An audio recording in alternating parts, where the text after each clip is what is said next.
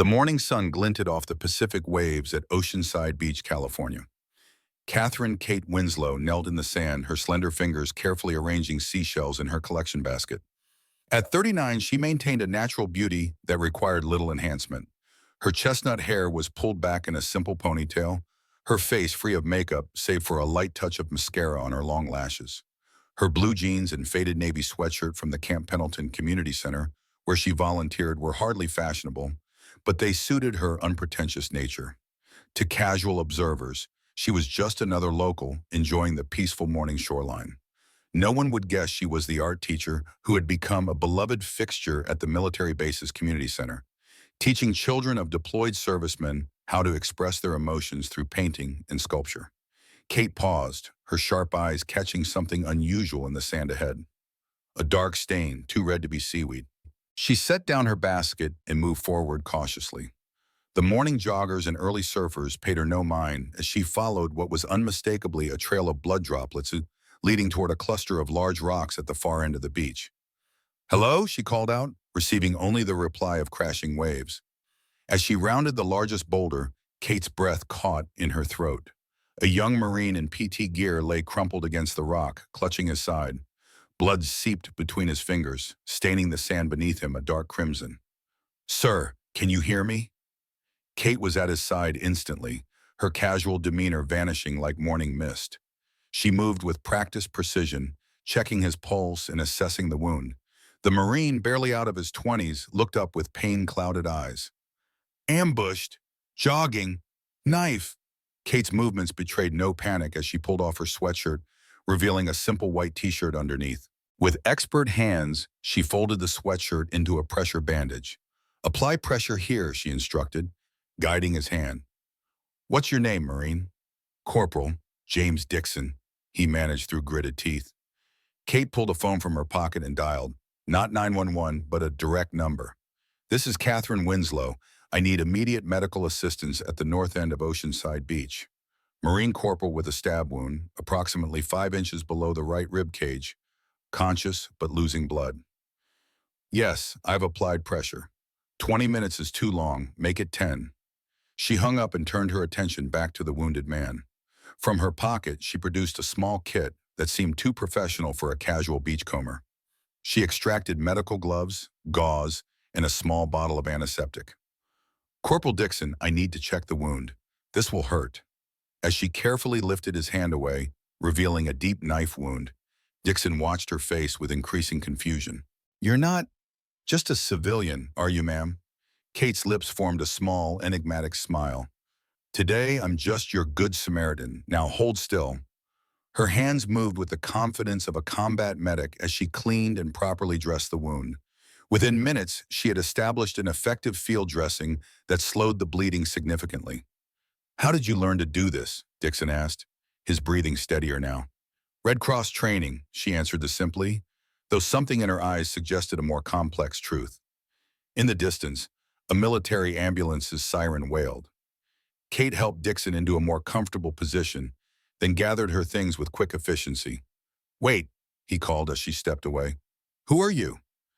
Kate paused. "Just Kate Winslow. I teach art at the base community center." "No, ma'am," Dixon insisted, his military training making him observant even in pain. "You just field-dressed a combat wound like a force recon medic." Kate's expression remained pleasantly neutral. "The ambulance is almost here. You'll be fine, Corporal." She disappeared around the rocks just as the ambulance pulled up to the beach access point. When the corpsmen reached Dixon, they found him stabilized with a professional-grade field dressing and clear indications of what care had been administered. "Who helped you, Corporal?" one of the medics asked as they transferred him to a stretcher. "She said her name was Kate Winslow, the art teacher." The two corpsmen exchanged a knowing look but said nothing more. 30 minutes later, Kate walked through the gates of Camp Pendleton Naval Base, nodding familiarly to the guards who waved her through without requesting ID. As she passed, one of the guards, Sergeant Major Frank Miller, watched her with a particularly attentive gaze. At 67, Miller was a decorated veteran of Desert Storm who had refused retirement to continue serving in a civilian capacity. Kate caught his eye and nodded with slightly more deference than she showed the other guards. Miller returned the gesture with a subtle touch to his cap, a sign of respect that might seem odd between a senior NCO and a civilian art teacher. The brief exchange lasted only seconds, but an observant onlooker might have noticed an unspoken understanding passing between them. Kate made her way to the medical facility, her basket of seashells still in hand, now covered with a light jacket to hide the bloodstains on her shirt. Outside the emergency treatment area, she found Rear Admiral Thompson waiting. At 64, Thompson was a living legend among the SEALs, with distinguished service dating back to Desert Storm. His weathered face and steel gray hair spoke of decades of command, while the slight limp in his right leg hinted at sacrifices made for his country. Miss Winslow, he acknowledged her with unusual formality, his voice carrying the gravitas of command. Admiral, she responded, equally formal. How is Corporal Dixon? Stable. The doctor says whoever treated him in the field knew exactly what they were doing. Thompson studied her face. Dixon says an art teacher saved his life. Kate shrugged. I found him while collecting shells. Basic first aid. Basic first aid, Thompson repeated, his tone making it clear he didn't believe her. That was a precision knife wound from a Spetsnaz pattern blade. Not your typical oceanside mugging. Kate's casual demeanor faltered for just a moment. Russian? Thompson nodded, then glanced around to ensure they weren't overheard. Walk with me. They moved away from the medical building toward a quieter area of the base. Marines and sailors who passed by nodded respectfully to the Admiral, while many offered warm greetings to Kate. She was clearly well-liked among the base personnel. We've intercepted chatter, Thompson said in a low voice once they were alone. The kind we haven't heard since Kandahar in 2012. Dormant assets being activated, old codes coming back online. Kate's face remained impassive, but her eyes hardened. Why tell me this, Admiral? Because 3 days ago, Colonel Pierce took command of base security. The same Colonel Pierce who was mysteriously absent during the ambush in Kandahar that nearly killed 30 of our men. Thompson's voice carried decades of suspicion. And now his wife is running the Base Community Programs Committee that oversees your art classes. Kate absorbed this information, her mind clearly working behind her calm exterior. Dixon wasn't random, Thompson continued. He was part of the security detail that discovered unauthorized communications equipment in the East Sector last week, before Pierce could shut down the investigation. I see, Kate said softly. Do you? Thompson's piercing gaze sought confirmation. Because if what I suspect is happening is real, we're all in danger, especially those who know too much about what happened in 2012. Kate finally met his eyes directly. Thank you for the information, Admiral. I should clean up before my afternoon class. As she turned to leave, Thompson called after her. Kate, he's coming home. 3 days. She froze momentarily, then continued walking without acknowledging the Admiral's words. But the slight straightening of her shoulders told Thompson all he needed to know. Kate made her way to the community center, entering through the back door to avoid being seen in her blood-stained clothes. In the small staff bathroom, she meticulously washed away every trace of Corporal Dixon's blood from her hands and changed into the spare clothes she kept in her locker. As she exited the bathroom, she nearly collided with Veronica Pierce, a tall, immaculately dressed woman of 47 whose perfect blonde coiffure and designer clothes seemed out of place in the modest community center. Winslow, Veronica said, her voice dripping with barely concealed contempt. I've been looking for you. Mrs. Pierce, Kate acknowledged with a polite smile that didn't reach her eyes. How can I help you? The committee has reviewed your art program budget, Veronica said, handing over a folder. We've made some necessary cuts. Kate opened the folder, scanning the document inside her line. 50% reduction across all supplies and a reassignment of her classroom to the far end of the building, away from the main activity areas. These cuts will make it difficult to serve all the children in the program, Kate said evenly. Perhaps if fewer officers' wives complained about you spending extra time with their husbands under the guise of parent consultations, we might find more value in your program. Veronica's perfectly manicured nails tapped against her crossed arms. Kate's expression remained neutral. I consult with all parents about their children's progress. I'm sure you do, Veronica smiled venomously, just as I'm sure your special attention to the newly deployed officers' families is purely professional. Kate met the woman's gaze steadily. It seems you've made up your mind about me, Mrs. Pierce. Indeed I have, and I'm not alone. Veronica leaned closer. My husband thinks you don't quite belong here either. Says something about you doesn't add up. For a split second, something dangerous flickered in Kate's eyes. A cold, predatory calculation that was entirely at odds with her gentle art teacher persona. Her fingers twitched almost imperceptibly, as if muscle memory was urging her toward a response her conscious mind quickly suppressed. The momentary lapse in her carefully constructed facade might have gone unnoticed by most, but Veronica caught it, her eyes narrowing slightly. "Your husband has excellent instincts," Kate replied with a cryptic smile, her composure instantly restored. "Will that be all?" Veronica seemed momentarily thrown by Kate's calm response. "For now, but I'll be watching you, Ms. Winslow." As Veronica strutted away, Kate's smile faded. She slipped the budget folder into her bag and made her way to her classroom, where children would soon arrive for their afternoon session. Throughout the class, Kate was the picture of patience and encouragement as she helped young children channel their emotions about deployed parents into art projects. No one would have guessed that just hours earlier, she had treated a combat wound with expert precision, or that her mind was racing with the implications of Thompson's warning. As the children worked, Kate noticed Colonel Pierce passing by the classroom door, pausing to observe her with narrowed eyes. She pretended not to notice, helping a 7-year-old girl mix colors for her painting. The class ended at 1600 hours, and Kate spent another 30 minutes cleaning up before heading to the administrative building for a scheduled committee meeting. As she approached, she heard raised voices from an office with the door slightly ajar. "Need access to the communications center by Friday, no exceptions," came Colonel Pierce's clipped tone. "For what purpose exactly?" a voice responded in thickly accented English. Kate slowed her pace, positioning herself to glance through the crack in the door.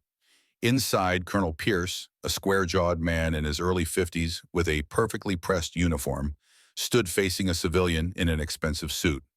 The civilian's back was to the door, but his accent was unmistakably Russian. "The purpose is classified, Volkov. Your job is to install the equipment, not ask questions."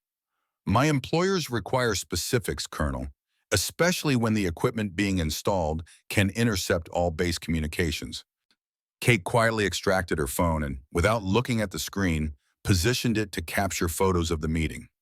She took several shots in quick succession, then continued past the door as if she had merely been walking by. In the ladies' room, Kate locked herself in a stall and examined the photos. They clearly showed Colonel Pierce with a man whose face matched FSB operative Mikhail Volkov, according to the facial recognition software that shouldn't have been on a civilian art teacher's phone. Kate sent the images through an encrypted channel, then deleted them from her device and cleared the cache. By the time she exited the restroom, her phone appeared to be nothing more than what any normal art teacher might carry. The committee meeting was exactly what Kate expected, a systematic dismantling of her program under the guise of budget constraints.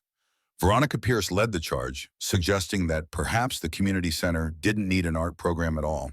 "Many of our officers feel that more practical activities would better serve our families," Veronica said, looking directly at Kate. "Perhaps something with more discipline. Art provides children a crucial emotional outlet while their parents are deployed," Kate countered calmly. "The program has received excellent feedback from military psychologists." "Yes, well, psychology isn't exactly a hard science, is it?" Veronica smiled coldly. "My husband believes in measurable results, Ms. Winslow, something your finger painting doesn't provide." Kate noticed several committee members shifting uncomfortably. Not everyone shared Veronica's obvious vendetta. "If I may," interjected Captain Sarah Rodriguez, a logistics officer with 2 children in Kate's program. "My oldest son stopped having nightmares after attending Ms. Winslow's classes. That's measurable enough for me." Veronica's smile tightened. "How touching. But anecdotes aren't data." "Actually, tall," Kate said, pulling a folder from her bag, "I've maintained comprehensive tracking of behavioral improvements reported by parents and teachers. 87% of children show reduced anxiety symptoms after 8 weeks in the program." She distributed copies of a professional-looking report that shouldn't have been within the capabilities of a simple art teacher to produce. As the committee members reviewed the data, Veronica's face darkened. "Where did you get the resources to compile this?" "I have a background in child psychology," Kate answered smoothly, "before teaching art." It wasn't exactly a lie, though her background had more to do with analyzing patterns of children's trauma in conflict zones than traditional clinical psychology. The meeting ended with Kate's program intact, though with reduced funding. As she gathered her things, Veronica approached, fury barely contained behind her plastic smile. "This isn't over, Winslow. I don't know what game you're playing, but no one makes a fool of me." Kate regarded her calmly. "No game, Mrs. Pierce, just trying to help the children." "The way you help their fathers?" Veronica hissed. "Everyone knows what you really are." Again, Kate felt that dangerous impulse rise within her, the instinct to neutralize a threat that had been honed through years of high-stakes operations. Her breathing remained controlled, but her eyes narrowed almost imperceptibly as she mentally cataloged 4 different ways to incapacitate Veronica using only the pen in her hand. The calculations happened automatically, muscle memory from a life Veronica couldn't begin to imagine. Instead, Kate's eyes flickered with that momentary something dangerous before returning to their usual placid blue. "Be careful with accusations, Mrs. Pierce. They have a way of coming back to haunt people." Veronica stepped back, momentarily unsettled by something she couldn't quite name in Kate's demeanor. "Is that a threat?" "Just friendly advice," Kate replied, shouldering her bag. "Have a good evening." As Kate walked to her car in the fading light, she noticed she was being followed. Not by Veronica or her cronies, but by 2 men in civilian clothes who moved with military precision. She didn't alter her pace or give any indication she'd spotted them, instead taking a slightly longer route to her vehicle that passed by a security camera she knew was monitored by a guard sympathetic to Admiral Thompson. Once in her modest Honda Civic, Kate drove the 15 minutes to her small beachfront cottage on the outskirts of Oceanside. The property wasn't lavish, but its location on a private stretch of beach made it more expensive than an art teacher should have been able to afford. Inside, Kate moved through her evening routine with practiced efficiency, checking the perimeter sensors hidden in her garden, scanning for surveillance devices, and finally securing all doors and windows. Only then did she relax slightly, changing into comfortable clothes and making a simple dinner. At precisely 2100 hours, Kate moved to the back of the house, to a bedroom that appeared to be a simple guest room. She pressed her palm against what looked like an ordinary thermostat, activating a hidden scanner. A soft click indicated the security system recognizing her biometrics. A section of the wall slid open, revealing a room that would have shocked anyone who knew Catherine Winslow as the gentle art teacher from Camp Pendleton. The hidden room contained a state-of-the-art communications center, weapons cache, and surveillance system. Multiple monitors displayed camera feeds from strategic locations around her property and key areas of Camp Pendleton. One screen showed real-time satellite imagery that no civilian should have access to. Kate sat at the main console and typed in a complex sequence of commands. A secure communication channel opened, and she began her report. "Asset Nightingale reporting. Confirmation of FSB Operative Volkov on base, meeting directly with Colonel Pierce. Pierce requesting access to main communications center. Timeline accelerated, surveillance photos transmitted via secondary channel." She paused, then added, "Local asset compromised. Corporal Dixon attacked this morning with Spetsnaz pattern blade. Alive but neutralized as information source. Thompson aware of increased threat level." The response came almost immediately. "Confirmation received. Continue monitoring. Extraction protocol may be necessary if cover compromised." Kate frowned. "Status of operator Ghost?" There was a longer pause before the reply appeared. "Inbound. ETA 72 hours maximum. Maintain cover until arrival." Kate felt a tightening in her chest at the confirmation. 3 days. After 6 months apart, he would be home in 3 days, if they all survived that long. She closed the secure channel and activated a different system. This one linked to a series of hidden cameras around the base. She focused particularly on Colonel Pierce's office and the Russian contractor's temporary workspace. As she studied the feeds, Kate's mind drifted back to 2003, to the scorching heat of Iraq during Operation Iraqi Freedom.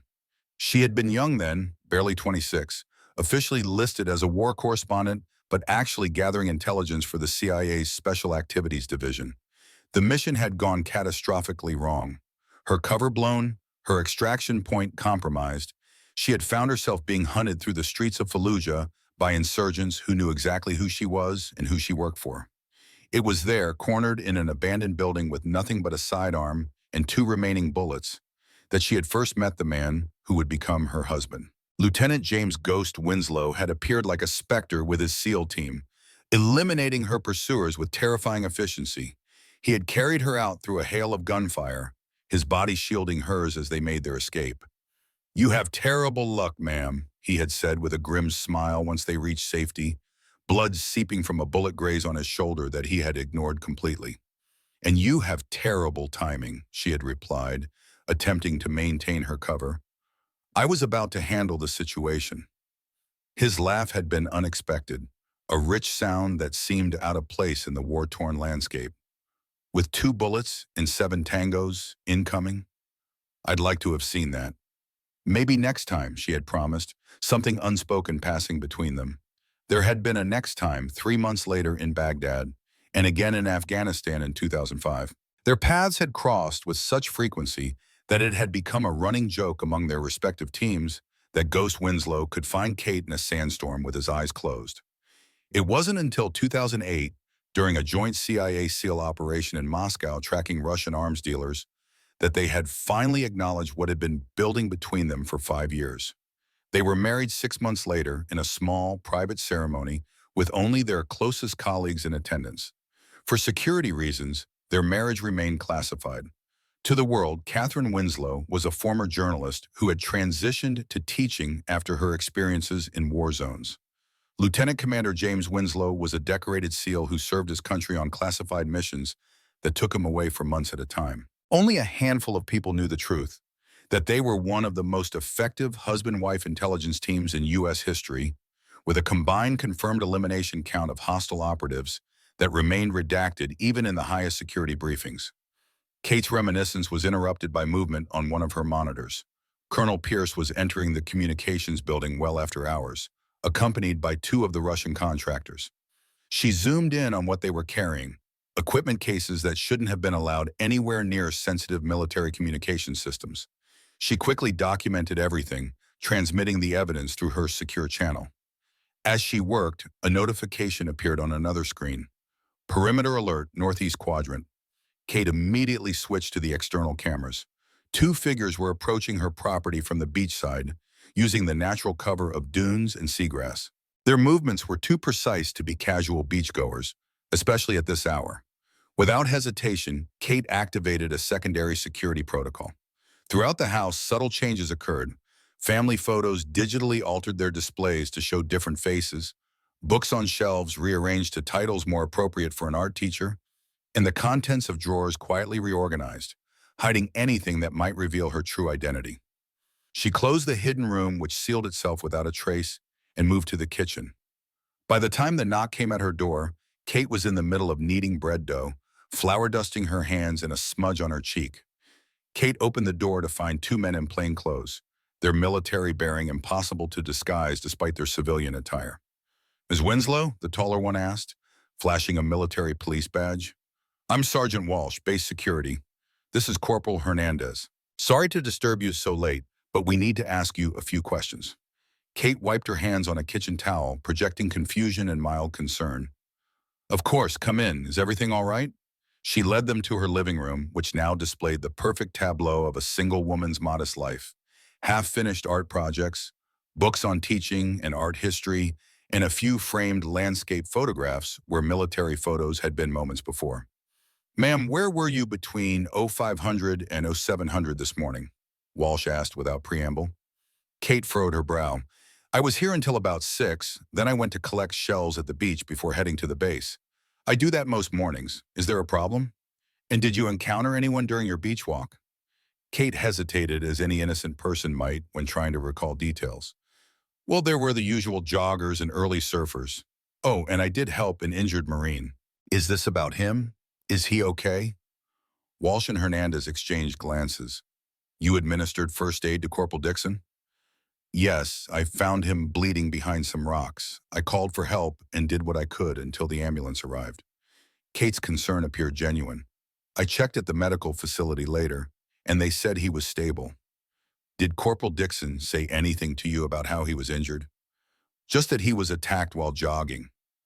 I assumed it was a mugging gone wrong. Kate tilted her head. Was it something else? Walsh's expression remained neutral. We're investigating the incident. Mr. Winslow, how did you know to apply a combat-grade field dressing to a stab wound? Kate blinked, projecting mild surprise. I wouldn't call it combat grade. I've taken several Red Cross courses. As someone who works with children, I believe in being prepared for emergencies. The medics described your work as professional military standard, Hernandez interjected. That's flattering, but I simply did what I was trained to do in the courses. Kate smiled modestly. Is there anything else I can help with?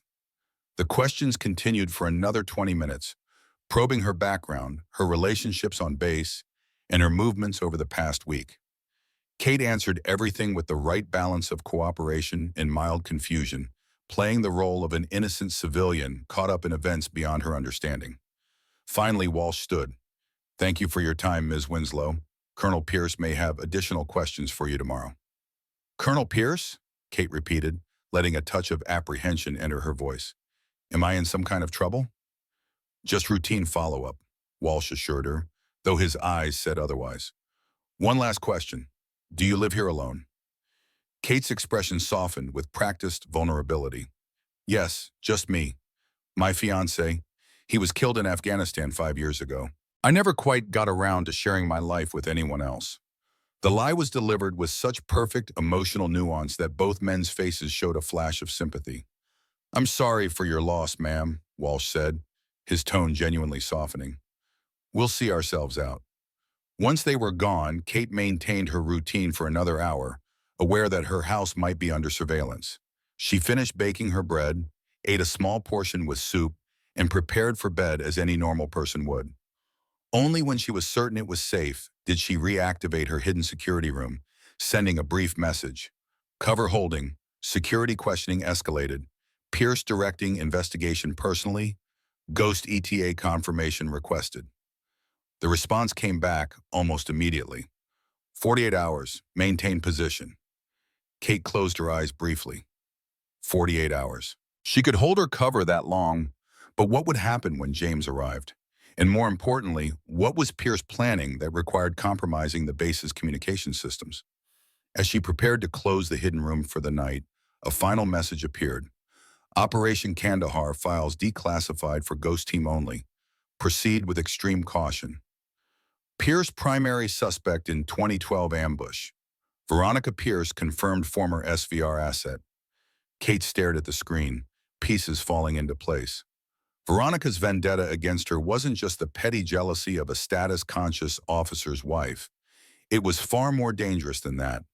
Veronica Pierce was Russian intelligence, and somehow she knew exactly who Catherine Winslow really was. The next morning, Kate adjusted her routine, arriving at the base an hour earlier than usual. She needed to establish allies and gather more information before Pierce could tighten his net around her. Her first stop was the maintenance facility, where she found Sergeant Major Frank Miller preparing for his morning inspections. Miller looked up as she entered, his weathered face creasing into a warm smile that didn't quite mask the vigilant assessment in his eyes. Morning, Ms. Winslow, Miller greeted her, his tone casual but his gaze sharp. Bit early for art class, isn't it? Morning, Sergeant Major, Kate replied, handing him a still warm loaf of the bread she had baked the previous night. Thought you might enjoy this with your coffee. Miller accepted the bread with a knowing look. It was their established signal for needing to talk privately. Kind of you. Why don't you come in for a cup? Just brewed a fresh pot. Inside his small office, Miller closed the door and activated a small device on his desk that emitted a low hum, blocking any potential listening devices. You're in trouble, girl, he said without preamble, his jovial demeanor replaced by the sharp intelligence that had kept him alive through decades of service. Pierce has been asking questions about you all night. Ordered a full background check right down to your kindergarten teacher. Kate nodded. I know. His wife has been gunning for me for weeks, but this is different. Miller Pierce is working with Russian intelligence. Miller didn't look surprised. Figured as much when those contractors showed up with gear that doesn't match any legitimate communications equipment that I've ever seen. They're installing something in the East Sector Communications Hub today. I need to know what, Kate said. Can you get me access? Miller considered this. Janitor called in sick this morning. Very convenient. I could assign you as temporary cleaning staff for community service credit. Kate smiled. Always looking out for me, aren't you? Promised your father I would, Miller said quietly. Kate's smile faltered. You never told me you knew my father. Knew him? Miller's eyes took on a distant look. Thomas Winslow saved my life more than once. Berlin, 1983. Cold War was still freezing everyone's asses off. Your dad and I worked an extraction operation, pulling a defector out from under the Stasi's nose. He chuckled at the memory. Thomas was the best intelligence officer I ever met, and the most principled. Miller reached into a drawer and pulled out a faded photograph. It showed a younger Miller standing next to a tall man with Kate's same piercing blue eyes. They were dressed as civilians, but their posture betrayed their military training. He gave me this before his last mission to Moscow. Said if anything happened to him, I should keep an eye on his daughter. Miller handed her the photo. I recognized you the moment you walked onto this base 2 years ago. You have his eyes. Same way of watching everything without seeming to. Kate studied the photograph, her fingers tracing the outline of her father's face. I had no idea you two were so close. Your father didn't advertise his friendships. Too dangerous in our line of work. Miller took back the photo, carefully returning it to the drawer. When Thompson told me why you were really here, I figured Thomas's daughter would need someone watching her back. Kate felt a wave of emotion she rarely allowed herself to experience. Her father had been killed in Moscow in 2009, allegedly by a drunk driver, though she had always suspected Russian intelligence was responsible. Thank you, she said simply. Miller nodded, understanding all she left unsaid. Your husband's coming in, isn't he? The ghost. You know James too? Know of him. Man's a legend in special operations, one of the few who could match your father for sheer guts. Miller leaned forward. If he's coming back now, things must be worse than I thought. Operation Suryaga, Kate said, using the code name for the mission that had gone wrong in Kandahar in 2012. It's all connected. Pierce, the Russians. What happened then? Miller's face darkened. That operation cost us 16 good men. If Pierce was the one who sold them out. We need proof, Kate said. Concrete evidence linking Pierce to the Russians, both now and in 2012. Miller reached into his desk and pulled out an access badge. Temporary maintenance credential. It'll get you into most areas. For the high security sections, you'll need to time your entry with the shift change at 1300 hours. Security cameras have a 3-second blind spot during the daily system reset. Kate took the badge, impressed once again by Miller's thoroughness.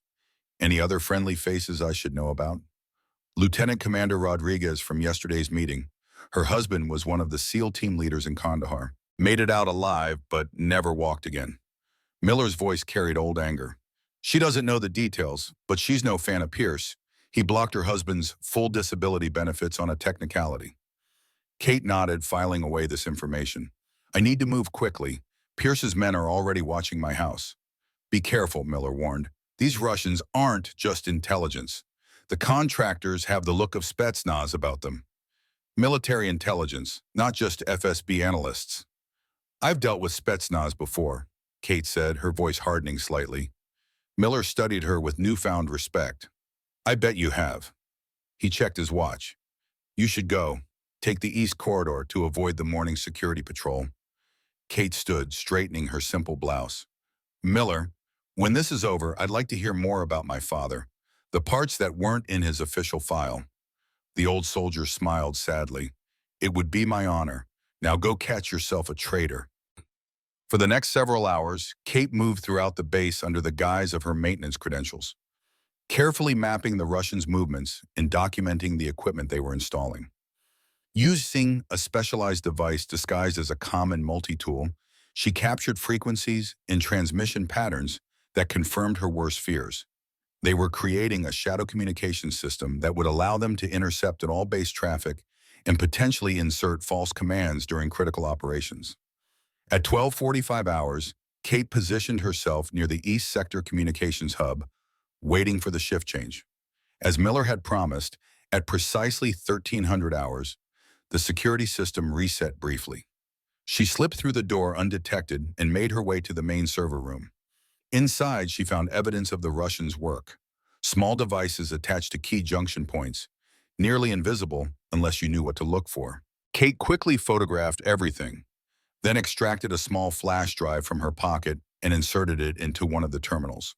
The drive contained a specialized program that would create a ghost copy of all data passing through the compromised systems, routing it to a secure server where it could be analyzed for evidence against Pierce. As she worked, Kate heard voices approaching. She quickly finished the upload and removed the drive, then positioned herself at a maintenance panel with a legitimate work order Miller had provided. The door opened, and Colonel Pierce entered with Mikhail Volkov in another Russian. "Miss Winslow," Pierce said, surprise quickly turning to suspicion.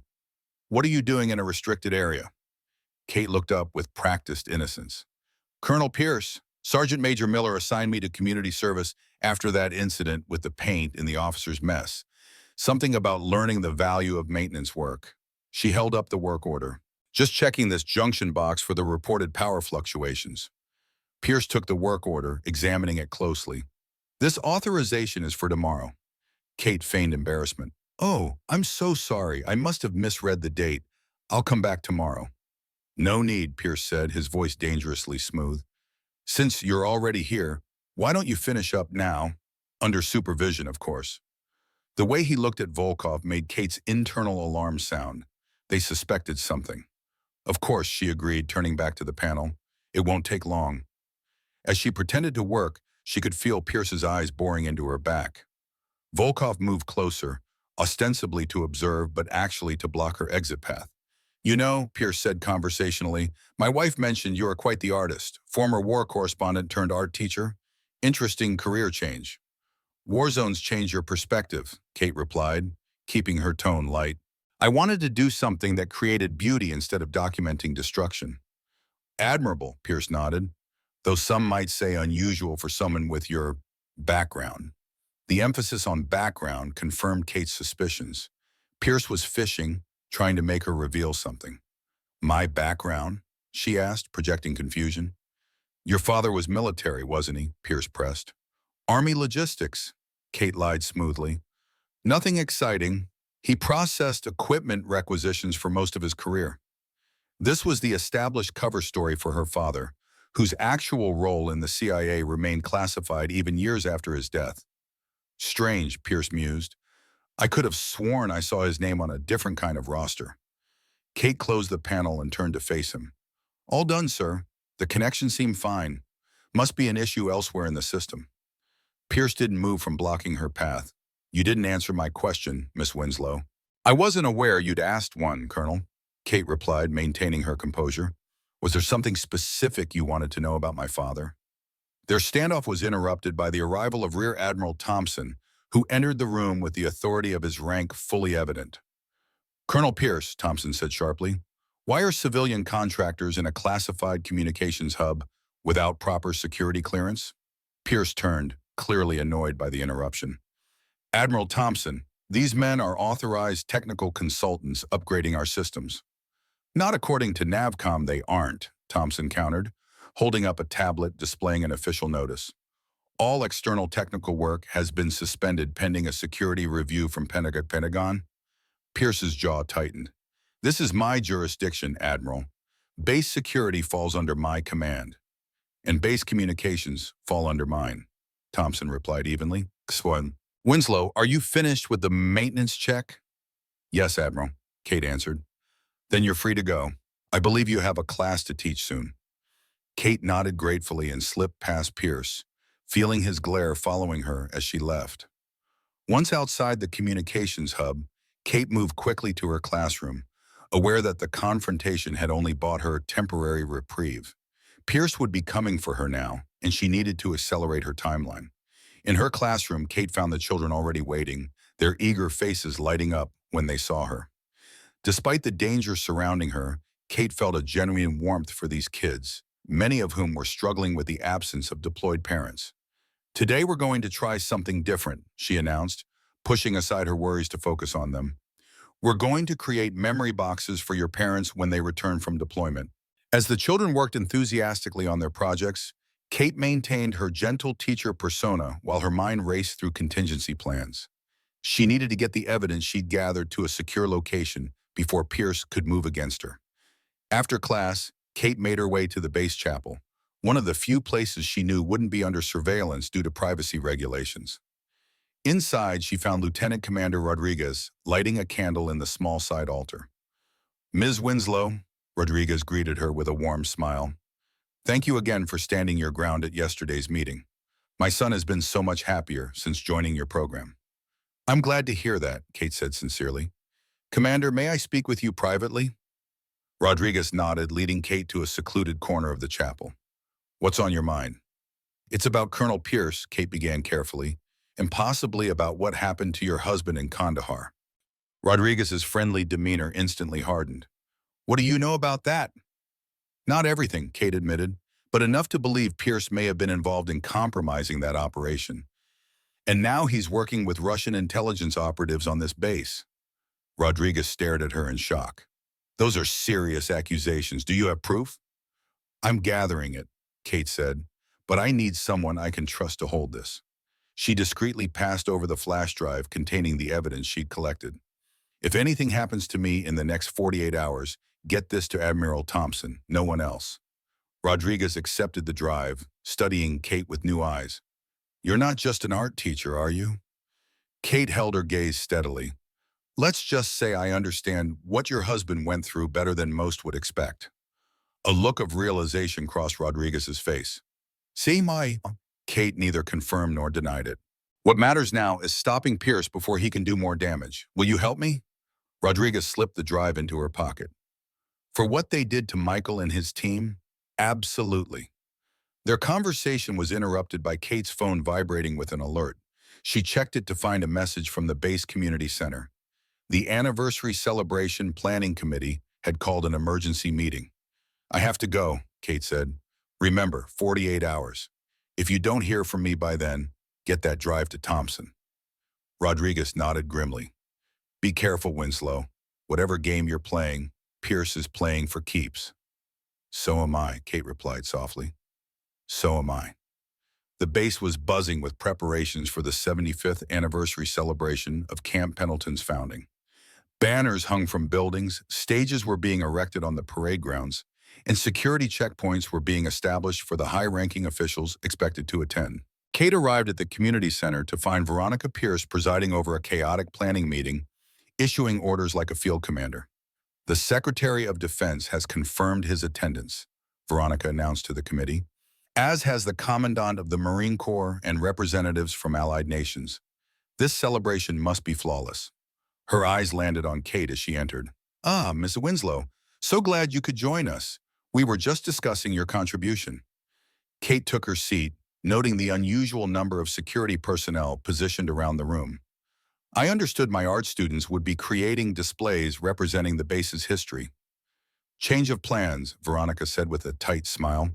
"We've decided that children's artwork doesn't quite meet the standard for such a prestigious event. Instead, you'll be assisting with general setup and serving duties." It was a deliberate demotion, designed to humiliate her in front of the committee. Kate recognized it for what it was, an attempt to provoke a reaction that would justify further scrutiny. "Whatever serves the event best," Kate replied diplomatically. "Although the children will be disappointed. Many have parents who won't be home for the holidays, and this was their chance to feel included in something important." Several committee members shifted uncomfortably at this, and Kate saw Rodriguez give her a subtle nod of approval for the tactical response. Veronica's smile turned brittle. "How touching. But this isn't about children's feelings. It's about presenting our base in the best possible light." The meeting continued with Veronica outlining security protocols that seemed excessive, even for an event with high-ranking officials. Kate noted that Colonel Pierce's security team would have unprecedented access to all areas, including communications and restricted zones. As diagrams of the event layout were distributed, Kate immediately identified multiple security vulnerabilities. The stage where officials would be seated was positioned with limited evacuation routes, and the communications center for the event was isolated from the main security perimeter. When Kate raised these concerns, Veronica dismissed them immediately. "Security arrangements have been approved by Colonel Pierce personally," she said coldly. "Unless you have military security expertise, You've been hiding along with your other talents. I suggest you stick to your assigned duties. The meeting adjourned with Kate assigned to help prepare the reception area, conveniently located far from the main stage and command center. As the committee members dispersed, Veronica held Kate back. "A word, Ms. Winslow." When they were alone, Veronica's artificial smile vanished. "I know exactly what you're doing." "Helping with the celebration?" Kate asked innocently. "Don't play games with me," Veronica hissed. "My husband told me about your little maintenance act this morning. Quite the coincidence, you being in exactly the wrong place at exactly the wrong time." Kate maintained her calm facade. "I was following orders from Sergeant Major Miller. If there was a scheduling error, that's hardly my fault." "There are no coincidences with people like you," Veronica pressed, stepping closer. "You think I don't recognize the signs? The way you move, the way you observe everything, the way you never quite fit in, despite trying so hard to appear normal?" "Mrs. Pierce, I'm not sure what you're implying, but I'm just an art teacher trying to do my job." Veronica laughed, a harsh sound devoid of humor. "An art teacher who knows how to field dress combat wounds. An art teacher who speaks 6 languages, but pretends to struggle with basic Spanish when the Mexican gardener talks to her. An art teacher who maintains perfect situational awareness, even when pretending to be focused on finger paints." Kate felt a chill. Veronica had been watching her far more closely than she'd realized. "You've been misinformed," Kate said carefully. "No, I haven't," Veronica replied, her voice dropping to a whisper. "Katerina Ryanova." Kate's blood froze. Katerina Ryanova was the cover identity she had used during an operation in Moscow in 2008, the operation where she had met James for the 3rd time. It was a name that should have been buried in the deepest classified files, known only to a handful of people. "I don't know who that is," Kate managed to say, but the momentary flash of shock in her eyes had already betrayed her. Veronica smiled triumphantly. "Of course you don't, just as I'm sure you don't know a certain ghost who left quite an impression in Kandahar." The mention of James's operative name in connection with Kandahar confirmed Kate's worst fears. Veronica knew everything, which meant Pierce knew everything. "My husband has been waiting a very long time to meet the famous Mrs. Winslow," Veronica continued. "Or should I say Agent Winslow? He has so many questions about what happened in 2012. "I think you've confused me with someone else," Kate insisted, mind racing to formulate an exit strategy. "We'll see," Veronica said sweetly as the door opened and Colonel Pierce entered with 2 security officers. "My husband has excellent memory for faces." Pierce approached slowly, studying Kate with the focused intensity of a predator. "Ms. Winslow, or should I use your CIA designation? Nightingale, I believe they call you." Kate shifted subtly into a more defensible stance, cataloging possible weapons in the room and calculating odds against 3 opponents. "Colonel Pierce, I have no idea what you're talking about," she said, injecting a note of fear into her voice. "This is crazy. I'm just an art teacher." Pierce circled her slowly. "An art teacher who graduated top of her class at the farm. An art teacher whose husband led the SEAL team that nearly caught me in Kandahar." "I'm not married," Kate protested. "My fiancé died in Afghanistan years ago." "Lieutenant Commander James Winslow is very much alive," Pierce countered. "And according to our intelligence, he's on his way here right now. Isn't that interesting timing?" Kate realized her cover was completely blown. She needed to stall until she could find an opportunity to escape or signal for help. "Colonel, your wife clearly has some issues with me, but this has gone too far. I'd like to speak with Admiral Thompson." "Thompson can't help you," Pierce said dismissively. "In fact, he'll soon be facing his own problems. Security breaches are serious matters, and evidence suggests he's been compromised by foreign intelligence." Kate understood the implication. Pierce was planning to frame Thompson as the traitor to cover his own activities. "Now," Pierce continued, "we can do this the easy way or the hard way. Tell us exactly what you know about Operation Suryaga and what evidence you've gathered against me, and perhaps we can reach an arrangement." "I don't know anything about any operation," Kate insisted. "This is insane. I want a lawyer." Pierce sighed theatrically. "Hard way it is." He nodded to the security officers. "Take her to the special interrogation room. No records, no witnesses." As the officers moved toward her, Kate knew she had seconds to act. She had hoped to maintain her cover until James arrived, but that was no longer an option. She feigned a moment of panic, stumbling backward as if overwhelmed by fear. As one officer reached for her arm, she struck with practiced precision, using his momentum against him to send him crashing into his partner. In the same fluid motion, she grabbed a heavy crystal award from a nearby shelf and hurled it at the room's overhead light, plunging them into partial darkness, broken only by the sunlight from the windows. "Stop her!" Pierce shouted as Kate vaulted over a table and headed for the door. Veronica moved to block her path, but years of CIA combat training had prepared Kate for exactly this scenario. She sidestepped Veronica's attempt to grab her, using the woman's momentum to send her sprawling into Pierce. Kate burst through the door and sprinted down the hallway, her mind calculating the fastest route to safety. She needed to reach Admiral Thompson or Miller, someone who could help secure the evidence against Pierce before he could destroy it all. Behind her, alarms began to sound as Pierce mobilized security forces against her. Kate ducked into a maintenance corridor, using her knowledge of the base's layout to evade her pursuers. She extracted her phone and sent an emergency signal through her secure channel. "Cover blown. Pierce confirmed hostile. Anniversary celebration is target. Ghost ETA." The response came immediately. 24 hours. Maintain evasion protocols. Extraction team inbound. 24 hours. She needed to stay alive and free until then, while gathering enough evidence to stop whatever Pierce had planned for the celebration. Kate moved through the base using service tunnels and maintenance shafts, avoiding the security teams now actively hunting her. She made her way to the chaplain's office, where she had hidden an emergency kit weeks earlier as a precaution. The chapel was empty when she arrived, allowing her to retrieve the hidden package from behind a loose wall panel in the confessional. Inside was a satellite phone, a loaded Glock 19, false identification, and $5,000 in cash. Standard CIA emergency provisions. As she prepared to leave, the chapel door opened. Kate raised her weapon, then quickly lowered it when she saw it was Lieutenant Commander Rodriguez. "They're saying you attacked Colonel Pierce and his security team," Rodriguez said, closing the door behind her. "The whole base is looking for you."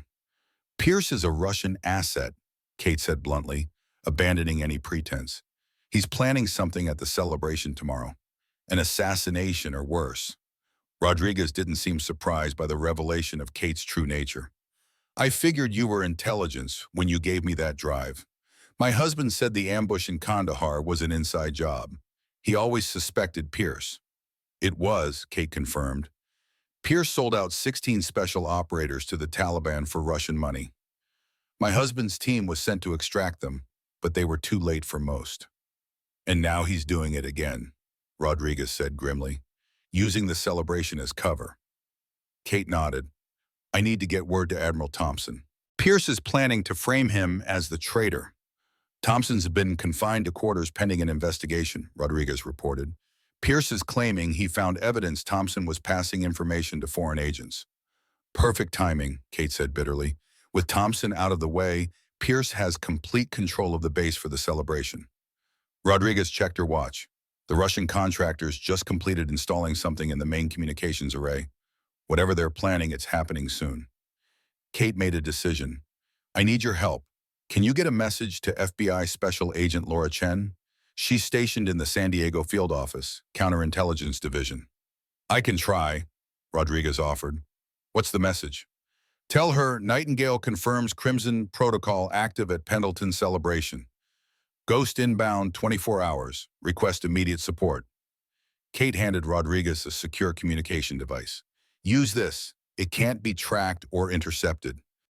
Rodriguez took the device, studying Kate with newfound respect. "You're really her, aren't you? The woman they call the Ghost Shadow. My husband said there was a female CIA operative who worked with the Ghost SEAL team. Said she was deadlier than most of the SEALs." Kate didn't confirm or deny it. What matters now is stopping Pierce. The Secretary of Defense and dozens of high-ranking officials will be at that celebration.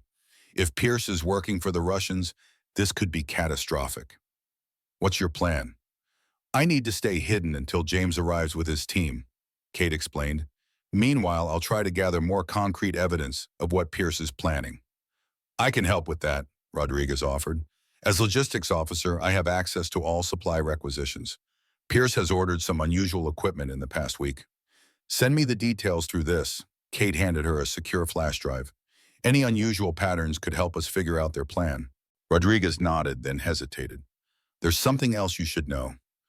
Pierce has taken a special interest in the flagpole at the center of the parade ground. Had it reinforced and modified yesterday. Said it was for a special tribute during the ceremony. Kate frowned. What kind of modification? Added a pulley system at the top, separate from the normal flag mechanisms, strong enough to lift a considerable weight.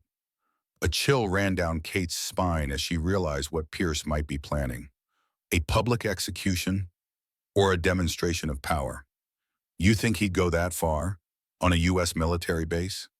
If he's working for Russian military intelligence, yes, Kate said grimly. It would be a devastating symbolic victory to execute an American operative on American soil in front of military and government leadership. Rodriguez looked horrified. We have to stop this. We will, Kate assured her, but first, I need to find a secure location to coordinate with James's team. Once they arrive, we can move against Pierce directly. There's an old bunker from the 1950s beneath the Eastern Training Grounds, Rodriguez suggested. It's not on any current maps, but my husband showed it to me years ago. Could be a good place to lay low. Kate nodded gratefully. Perfect. Now go before someone notices you're missing. And Rodriguez, be careful. Pierce won't hesitate to eliminate anyone he suspects is helping me. After Rodriguez left, Kate changed into the civilian clothes from her emergency kit and used the service exit from the chapel. Moving across the base using every shadow and blind spot in the security system, she made her way toward the Eastern Training Grounds. As dusk fell over Camp Pendleton, Kate found the hidden entrance to the old bunker, disguised as a drainage culvert beneath an embankment. Inside, she established a secure communications post and began analyzing all the information she had gathered. On a small tactical computer, she mapped the celebration layout, identifying all security positions and potential vulnerabilities. The modified flagpole at the center of the parade ground remained the most troubling element. Whatever Pierce was planning, that flagpole would play a central role. Kate sent an encrypted update to James's team with all her findings, adding her suspicion about the flagpole. His response was immediate and grim. Trap confirmed, accelerating timeline. Ghost Team ETA 0400 hours. Dawn was still hours away as Kate prepared for what would likely be the most dangerous operation of her career. Not just her life was at stake, but potentially those of dozens of military and government leaders and the security of the nation itself. She checked her weapon one final time and reviewed the base schematics, committing every detail to memory. Whatever Pierce had planned for the celebration, Kate was determined to ensure it would be his last operation as a Russian asset. As she settled in to wait for James's arrival, Kate found herself thinking of her father. Thomas Winslow had died trying to expose a Russian mole in U.S. intelligence. Now, years later, she was facing a similar enemy. The symmetry wasn't lost on her. I'll finish what you started, Dad, she whispered into the darkness of the bunker. I promise. The morning of Camp Pendleton's 75th anniversary celebration dawned clear and bright, the California sun casting long shadows across the base as final preparations were underway. By 0700 hours, the parade grounds had been transformed into an elaborate venue worthy of the high-profile guests expected to attend. Catherine Winslow observed from her hidden position near the eastern perimeter, using high-powered binoculars to survey the scene. She had abandoned all pretense of being the gentle art teacher.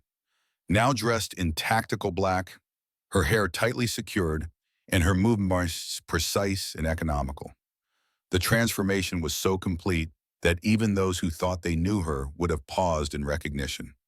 The crowd began to gather by 0800 hours, military personnel in crisp dress uniforms, civilian contractors, and families of officers stationed at the base.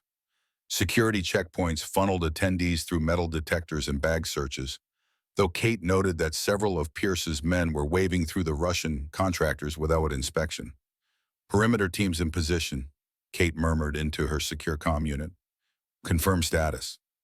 Echo team in position, came the reply from Lieutenant Commander Rodriguez, who had volunteered to coordinate with the small network of allies Kate had assembled overnight. FBI agent Chen has a tactical team standing by 5 miles out, awaiting your signal. Kate acknowledged this with a brief click of her transmitter. She watched as Colonel Pierce strode across the parade grounds, barking orders at his security team. Beside him, Veronica Pierce moved with cold elegance, supervising the final arrangements for the VIP seating area directly in front of the central flagpole. The flagpole itself had been decorated with patriotic bunting, effectively concealing the modifications Rodriguez had reported. Kate zoomed in with her binoculars, noting the barely visible pulley system that had been installed near the top, strong enough to lift a significant weight. Target Alpha moving to command post, Kate reported as Pierce entered the temporary command center set up at the edge of the parade grounds. At 0900 hours, the first VIPs began to arrive, generals, admirals, and senior Pentagon officials. Each was escorted by Pierce's security team to the reserve seating area. Kate watched as the Secretary of Defense's motorcade pulled through the main gate at 09:05 time, accompanied by an impressive security detail that was quickly separated from their principal by Pierce's men. They're isolating the Secretary's protective detail, Kate observed. Standard tactic before an operation. Kate shifted her focus to the Russian contractors, who had taken positions around the communications array. One was speaking into a concealed transmitter, his lips barely moving. "Sir, do we have confirmation on Ghost Team's ETA?" Rodriguez asked through the comm. "Negative," Kate replied, tension evident in her voice. James and his SEAL team should have made contact by now. The silence was concerning. At 09:45, a military band began playing as the ceremony officially commenced. Rear Admiral Thompson was conspicuously absent, still confined to quarters under Pierce's orders. The base commander who took the podium instead was a recent transfer who owed his promotion to Pierce's recommendation. As the speeches began, Kate detected movement at the perimeter of the base. Scanning with her binoculars, she spotted several unmarked vans arriving through a service entrance, bypassing the main security checkpoints. Men in what appeared to be catering uniforms emerged, but their movements betrayed military training. "We have additional hostiles entering through the South Service Gate," Kate reported. "At least 12, possibly more." "Confirmed," Rodriguez replied. "They're carrying equipment cases, not food service." Kate's instincts screamed danger. Whatever Pierce had planned was beginning to unfold, and James was still nowhere in sight. She needed to act now before the situation deteriorated further. "I'm moving to intercept," she decided, slipping from her observation post and making her way toward the service entrance using the cover of maintenance buildings and equipment.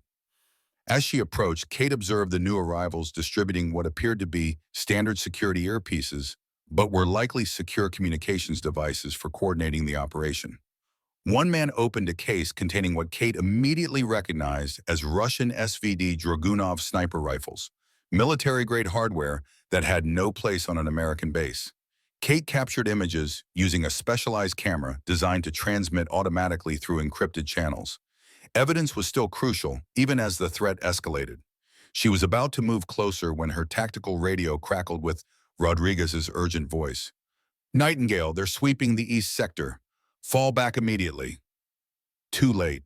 A security team rounded the corner, led by one of Pierce's men. "There, it's Winslow." Kate didn't hesitate. She burst from a cover, closing the distance to the nearest guard before he could raise his weapon. A precise strike to his throat about silenced any alarm he might have raised, while a follow-up sweep took his legs from under him. As he fell, Kate relieved him of his sidearm and radio. The second guard managed to fire a single shot that grazed Kate's shoulder before she neutralized him with two rapid strikes to the solar plexus and temple. The third reached for his radio, but Kate's thrown combat knife pinned his hand to the wooden utility pole behind him. His scream was cut short by Kate's fist connecting with his jaw. Blood trickled down Kate's arm from the bullet graze, but she ignored it, quickly binding the wound with a field dressing from her tactical vest. The entire encounter had taken less than 15 seconds, but the gunshot would have been heard. "Cover blown," she reported tersely, moving to secondary position. Kate retrieved her knife and headed toward the main ceremony area. She needed to warn someone about the imminent threat, but with Pierce's people controlling all official security, her options were limited. The base commander was concluding his welcome speech as Kate circled behind the VIP seating area. The Secretary of Defense was scheduled to speak next, making him the most likely target if this was an assassination plot. Kate spotted a familiar face in the crowd, Sergeant Major Miller, positioned near the right side of the stage. She needed to reach him without being detected by Pierce's security team, who were now actively searching for her. As the applause for the base commander's speech died down, the PA system suddenly emitted a piercing feedback screech. The crowd winced collectively, and in that moment of distraction, several things happened simultaneously. First, all radio communications on standard military frequencies went dead, replaced by static. Second, the large screens set up around the venue that had been showing the American flag flickered and displayed what appeared to be classified Pentagon documents. And third, Colonel Pierce took the stage instead of the Secretary of Defense. "Ladies and gentlemen," Pierce announced, his voice carrying an authority that silenced the confused murmurs, "I apologize for the technical difficulties. However, I must interrupt our planned program to address a serious security breach." Kate froze, instantly understanding what was happening. This wasn't just an assassination. It was a public spectacle designed to humiliate American military leadership. "As head of base security," Pierce continued, "it is my solemn duty to inform you that we have uncovered a traitor in our midst. Someone who has been passing classified information to foreign powers, endangering our personnel and our nation's security." The crowd gasped as the screens displayed what appeared to be surveillance photos of Kate meeting with various military personnel, doctored to look clandestine and suspicious. "Catherine Winslow," Pierce announced dramatically, "has been identified as a deep-cover Russian intelligence operative who infiltrated our base under the guise of an art teacher." The irony of Pierce, the actual Russian asset, accusing her of being one would have been amusing under different circumstances. Kate realized this was the perfect cover. By exposing her real identity as CIA but falsely labeling her a Russian agent, Pierce was setting her up to take the fall for his own treason. "Security teams are currently apprehending this dangerous individual," Pierce continued. "Rest assured she will face justice for her crimes against our nation." As if on cue, the base alarm system activated, and Pierce's security teams began moving through the crowd with photos of Kate. The civilians looked frightened, while the military personnel appeared grimly determined to catch the traitor in their midst. Kate needed to reach Miller or Rodriguez, but movement would expose her position. Before she could decide on her next move, a hand gripped her arm from behind. "Don't make a sound," whispered Veronica Pierce, pressing a pistol into Kate's ribs. "My husband wants to speak with you before your public confession." Kate considered her options. She could easily disarm Veronica despite the gun, but doing so would create a scene that would bring Pierce's entire security force down on her. Better to play along and look for an opportunity closer to Pierce himself. "How long have you been working for them?" Kate asked quietly as Veronica marched her through a service corridor behind the stage. Veronica's laugh was cold. "Longer than you've been playing house with your seal. Moscow's finest recruited me at West Point before they expelled me for that manufactured cheating scandal. The perfect cover for activating me as a sleeper." "And Pierce?" "A practical man," Veronica said with a smile. "Show him enough money and power, and patriotism becomes very flexible." The Russians offered both. They reached a temporary security office set up in a building adjacent to the parade grounds. Inside, Colonel Pierce was monitoring the ceremony via video feeds while coordinating his teams through a secure radio channel. "Ah, the famous Nightingale," Pierce said without turning around. "Caught at last. Your reputation in Moscow is quite impressive. 15 confirmed eliminations of Russian operatives across 3 continents. They've had a bounty on you for years." "And now you'll collect it," Kate said, assessing the room for weapons, exits, and potential advantages. "Indeed." Pierce finally faced her. "But first, you'll help us send a message to your arrogant CIA handlers and your husband's SEAL team." By falsely confessing to being a Russian spy, Kate kept her tone conversational, buying time. "Precisely, a public confession, followed by an unfortunate suicide when you couldn't live with your betrayal being exposed." Pierce checked his watch. "The Secretary of Defense will be quite shocked when his trusted aide reveals your confession, right before the aide takes him hostage on live television." The full scope of the plan became clear to Kate. This wasn't just about eliminating her or even assassinating officials. It was about creating a spectacle of American military vulnerability that would undermine global confidence in U.S. security. Why the flagpole modifications? Kate asked, noting Veronica's subtle shift at the question. Pierce smiled coldly. The American flag lowered, the traitor raised in its place. Symbolic, don't you think? You'll hang there as an example while we complete the main operation. Which is? The complete compromise of the Pentagon's secure communications network, Pierce revealed with evident pride. The equipment my Russian friends installed isn't just intercepting local communications, it's creating a backdoor into Cybernet. By this evening, Russian intelligence will have access to every classified communication in the U.S. military system. Kate kept her expression neutral, despite the gravity of this revelation. Pierce was describing potentially the most devastating intelligence breach in American history. Ambitious, she commented, but you're forgetting something important. Oh? Pierce raised an eyebrow. And what might that be? My husband is coming, Kate said simply, and he doesn't like it when people threaten me. Pierce laughed dismissively. Your husband and his team were intercepted hours ago. That's why they never made contact. By now, they're either dead or captured. For the first time, Kate felt a flicker of genuine concern. If James had been compromised. Now, Pierce continued, we have a ceremony to continue. Veronica, prepare her for transport to the main venue. As Veronica moved behind her with restraints, Kate knew her window for action was closing. She had to move now, even at the risk of taking on both Pierces alone. Kate's training had prepared her for precisely this kind of situation.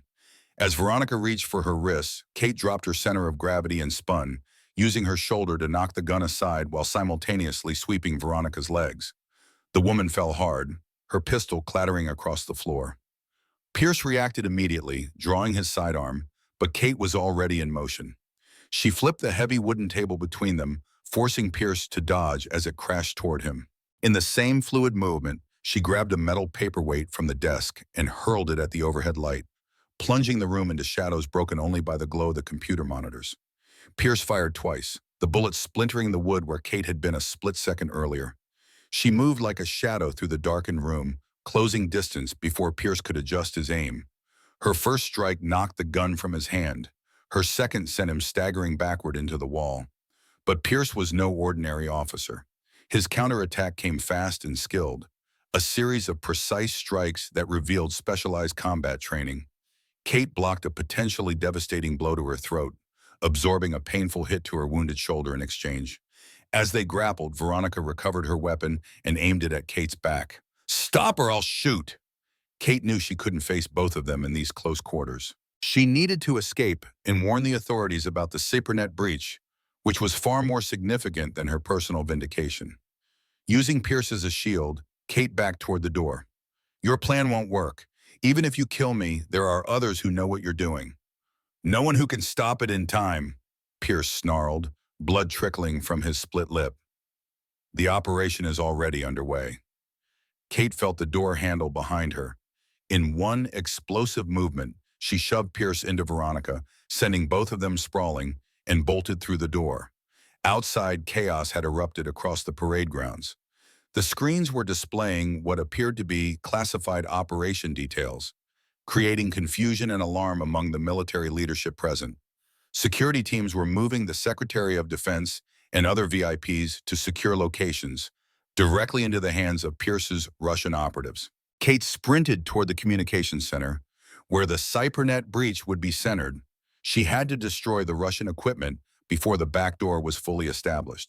She was halfway there when a security team spotted her. There she is, the Russian spy! Gunfire erupted around her as Kate dove behind a concrete barrier. She was outgunned and surrounded, with the entire base now hunting for her based on Pierce's accusations.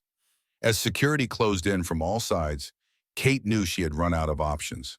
She could fight, might even take down several of them, but ultimately she would be captured or killed before she could stop Pierce's operation. Just as she prepared to make a final stand, hell broke loose at the perimeter of the base. The explosion at the east gate rocked the entire ceremony venue. Black smoke billowed into the clear blue sky as flames engulfed the security checkpoint. In the ensuing confusion, Kate seized her opportunity, slipping past the distracted security teams and making her way toward the center of the parade grounds. Through her tactical earpiece, she heard Rodriguez's voice. Nightingale, multiple breaches reported at all access points. Unknown forces entering the base. Is it Ghost Team? Kate asked, hope rising in her chest. Negative. These are Pierce's reinforcements. Russian Spetsnaz by their movements. Kate's heart sank. Pierce had called in his real muscle, likely planning to eliminate all witnesses once the operation was complete. With Spetsnaz operators on base, the danger had increased exponentially. She reached the edge of the crowd gathering at the central flagpole, where Colonel Pierce had retaken the stage. His uniform was straightened, showing no evidence of their recent struggle. Due to the security breach, we are implementing emergency protocols, Pierce announced. All civilians will be escorted to secure shelters. Military personnel will report to their designated response positions. It was a clever move. By separating the civilians from military personnel, Pierce could more easily control both groups and eliminate any resistance. We have apprehended the primary suspect in this treasonous activity, Pierce continued as Veronica appeared beside him, dragging a woman in handcuffs. Kate stared in shock. The woman wasn't her, it was Lieutenant Commander Rodriguez, beaten and bloodied, but still defiant. This officer was caught transmitting classified information to known foreign agents, Pierce declared. She will be dealt with according to military justice. Kate understood immediately. Having failed to capture her, Pierce had substituted Rodriguez as the scapegoat. It was a desperation move that told Kate he was accelerating his timeline.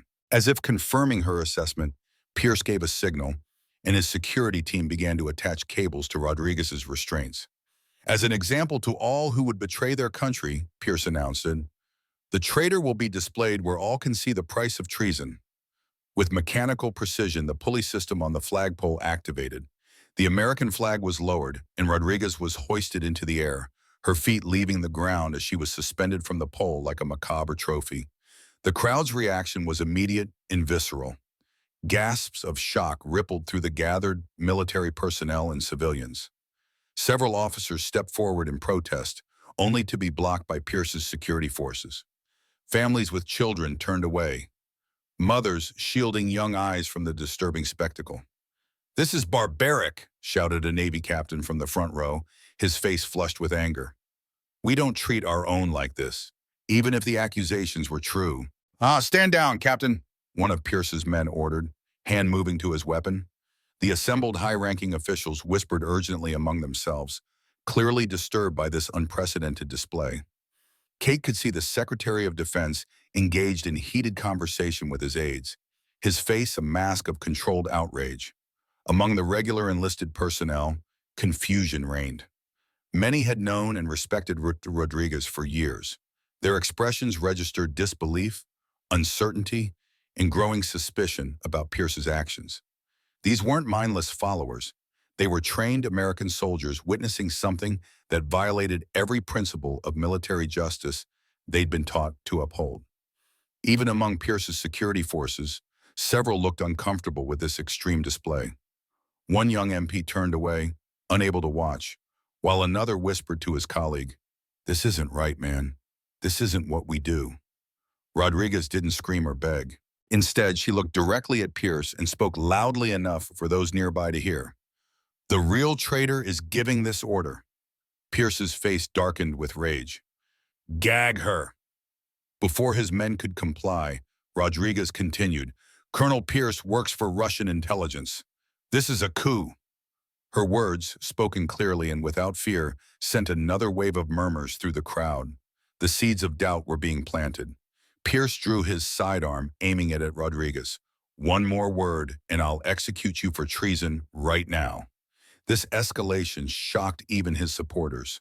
A collective intake of breath swept through the crowd. Even hardened combat veterans looked appalled at the public threat of summary execution. Kate knew she had seconds to act before Pierce silenced Rodriguez permanently. But moving now would expose her with no clear advantage. The decision was made for her when Veronica spotted her in the crowd. "There, it's Winslow." Kate didn't wait for Pierce's security to react. She burst forward, using the shocked civilians as cover while she closed the distance to the stage. Pierce turned, firing twice in her direction, forcing people to dive for cover as panic erupted. The crowd scattered in all directions, screaming and shouting. Military personnel tried to maintain order, many of them torn between following Pierce's orders and the growing suspicion that something was terribly wrong. Some civilians fled toward the exits, while others huddled behind whatever cover they could find. A few braver souls helped the elderly and children to safety. "Everyone stay calm," shouted a Marine sergeant, trying to control the situation. "Get to the designated evacuation points." In the chaos, Kate reached the flagpole controls. With a swift motion, she reversed the pulley system, lowering Rodriguez back to the ground.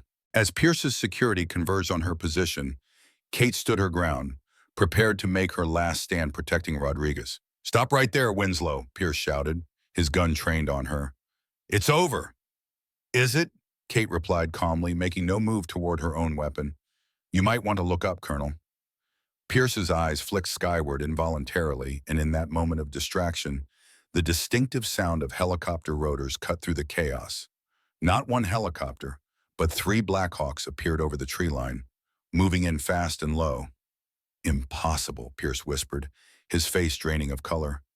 They were intercepted. Kate smiled for the first time that day. "You should know by now. You can't intercept a ghost." The lead Blackhawk hovered directly over the parade ground, and fast ropes deployed from its open doors. Down these ropes slid 6 figures in full tactical gear, their movements synchronized with practiced precision. They hit the ground in perfect formation, weapons up and scanning for threats. The crowd fell silent as the SEAL team secured a perimeter around the flagpole.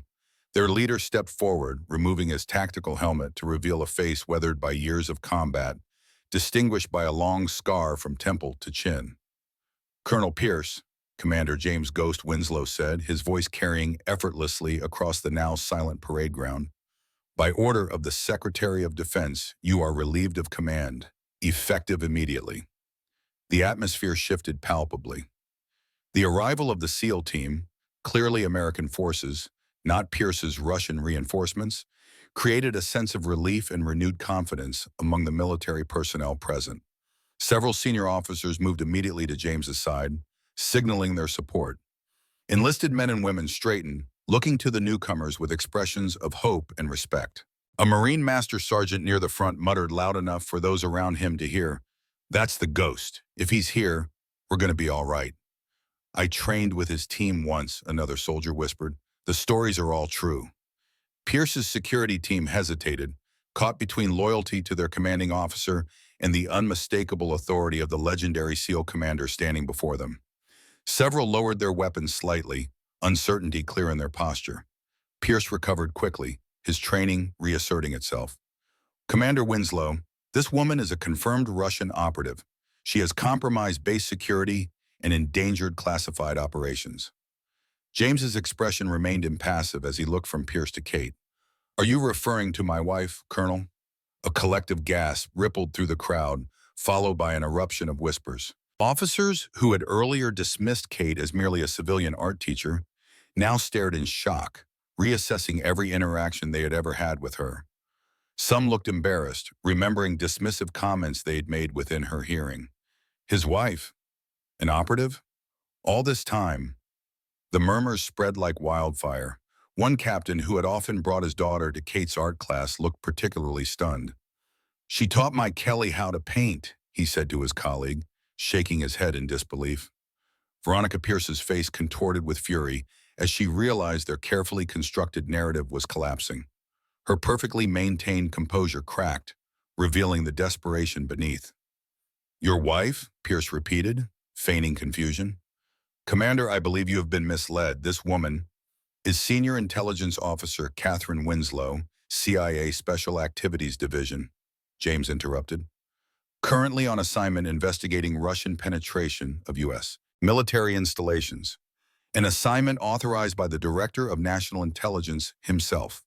The revelation landed like a thunderbolt. Those who had been ready to believe Pierce's accusations now looked at Kate with newfound respect and, in many cases, embarrassment. Several of Veronica's committee members, who had treated Kate with condescension, appeared mortified, suddenly understanding the significance of the woman they had tried to bully. Kate moved to Rodriguez, quickly freeing her from the restraints. "Are you all right?" Rodriguez nodded grimly. wiping blood from her face. I'll live. But Pierce has the Secretary of Defense isolated in the command center with his Russian operators. James overheard this exchange. Alpha Team, secure the command center. Bravo, locate and protect the Secretary. 4 SEALs immediately moved out, executing his orders with machine-like efficiency. Pierce recognized his plan unraveling. With a desperate lunge, he grabbed Veronica and held his pistol to her head. Nobody move. I'll kill her. The remaining SEALs trained their weapons on Pierce, but James held up his hand, signaling them to hold fire. Using your own wife as a shield, Pierce? James asked, his voice heavy with disgust.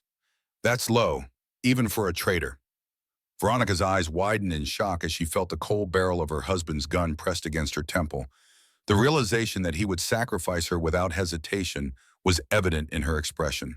A mixture of fear, betrayal, and dawning understanding that she had allied herself with a man who valued only his own survival. I'm no traitor, Pierce shouted, his composure cracking. I'm a patriot who understands the future. America is weak, corrupted from within. Russia offers strength, purpose. Russia offers money, Kate countered, stepping forward despite James's warning glance. That's all this has ever been about for you. How much did they pay you to betray those 16 men in Kandahar? Pierce's eyes widened at the direct accusation. You don't know what you're talking about. I know exactly what I'm talking about, Kate continued. We have the transfer records, the communications, everything. Your Russian handlers weren't as careful as they should have been.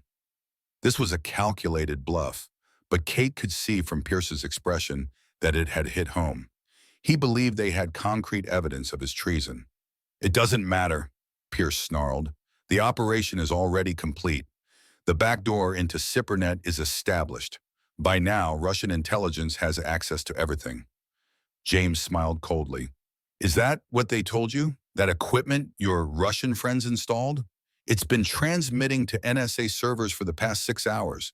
Every communication, every contact, every Russian intelligence officer involved.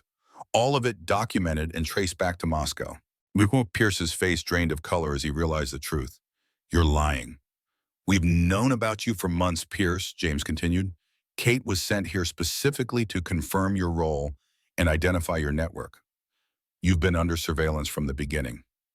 This wasn't entirely true. They had suspected Pierce, but lacked concrete proof until recently.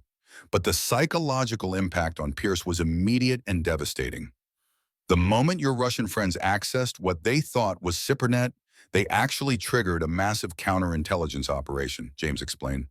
Right now, Russian intelligence networks around the world are being rolled up based on the data they unwittingly provided while thinking they were breaching our systems. Veronica, still held at gunpoint by her husband, began to laugh, a cold, bitter sound. You fool, she said to Pierce. You arrogant, stupid fool. You thought you were so clever, but they were using you just like they used me. Shut up!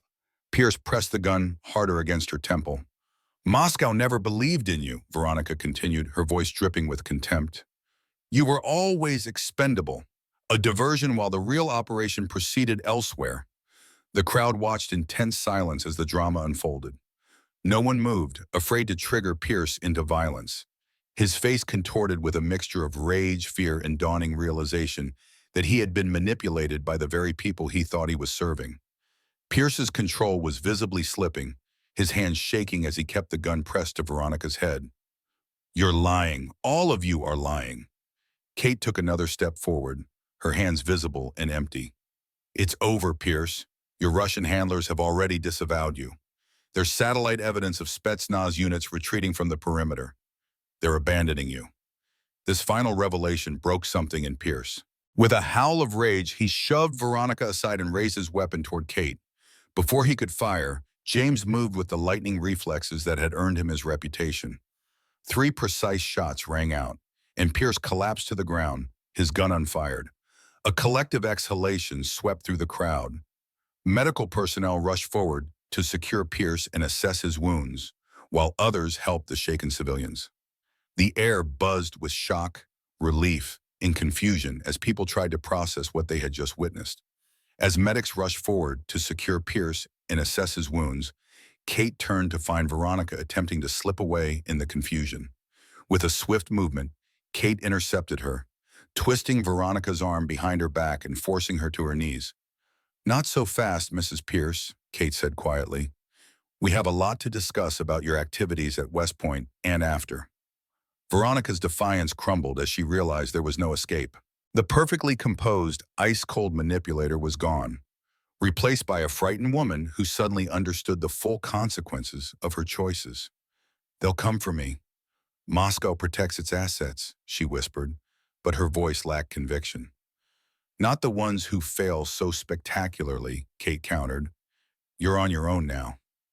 There was a moment when their eyes met, and Kate saw something unexpected. A flicker of relief behind Veronica's fear, as if some part of her welcomed the end of the deception, the chance to stop running and hiding. "I never wanted it to go this far," Veronica said softly, her words meant only for Kate. "They recruited me when I was just a cadet, ambitious, angry at the system. It seemed like a game at first." Kate studied her, seeing for the first time the woman behind the asset. "Games have consequences, Veronica. 16 men died in Kandahar." "I didn't know about that," Veronica insisted, a hint of desperation in her voice. "Pierce handled the military operations. I was just, I was his cover, his access to social circles. I never wanted anyone to die." Whether this was truth or another manipulation, Kate couldn't tell, but she recognized the universal human desire to be seen as something more than one's worst actions. "Tell that to the families of the dead," Kate replied, but her voice held less edge than before. "Maybe cooperating fully will count for something." As federal agents moved in to take custody of Veronica, Kate finally turned to face her husband. For a moment, they maintained professional distance, aware of the eyes upon them. Then James closed the gap between them, protocol forgotten as he pulled her into a tight embrace. "You're bleeding," he murmured, noticing the wound on her shoulder. "Just a graze," Kate replied, suddenly aware of how exhausted she felt now that the adrenaline was fading. "You're late," James smiled, the stern commander momentarily replaced by the man only she knew. "Traffic was hell, and someone had to clean up the Spetsnaz team waiting to ambush us." Around them, order was being restored. The SEALs had secured the command center and rescued the Secretary of Defense. FBI agents were taking custody of Pierce's Russian operatives, while military police detained the security personnel who had knowingly participated in the plot. The base personnel who had witnessed the entire scene were still processing what had happened. Some approached Kate with newfound respect, offering brief nods of acknowledgement or quiet words of apology for underestimating her. Others maintained a respectful distance, still adjusting to the revelation that the gentle art teacher had been a highly trained intelligence operative in their midst all along. Admiral Thompson, released from his confinement, approached them with grim satisfaction. "Well done, both of you. Though I could have done without the theatrical staging." "Sorry about that, sir," James replied. "We needed Pierce to believe he had the upper hand." "And the Cybernet breach?" Thompson asked, concern evident in his voice. "Contained," Kate assured him. "The NSA implemented the honeypot protocol as soon as we confirmed Pierce's intentions. The Russians accessed a simulated environment with carefully crafted disinformation." Thompson nodded, relieved. "The Secretary wants to speak with you both once the situation is fully secured.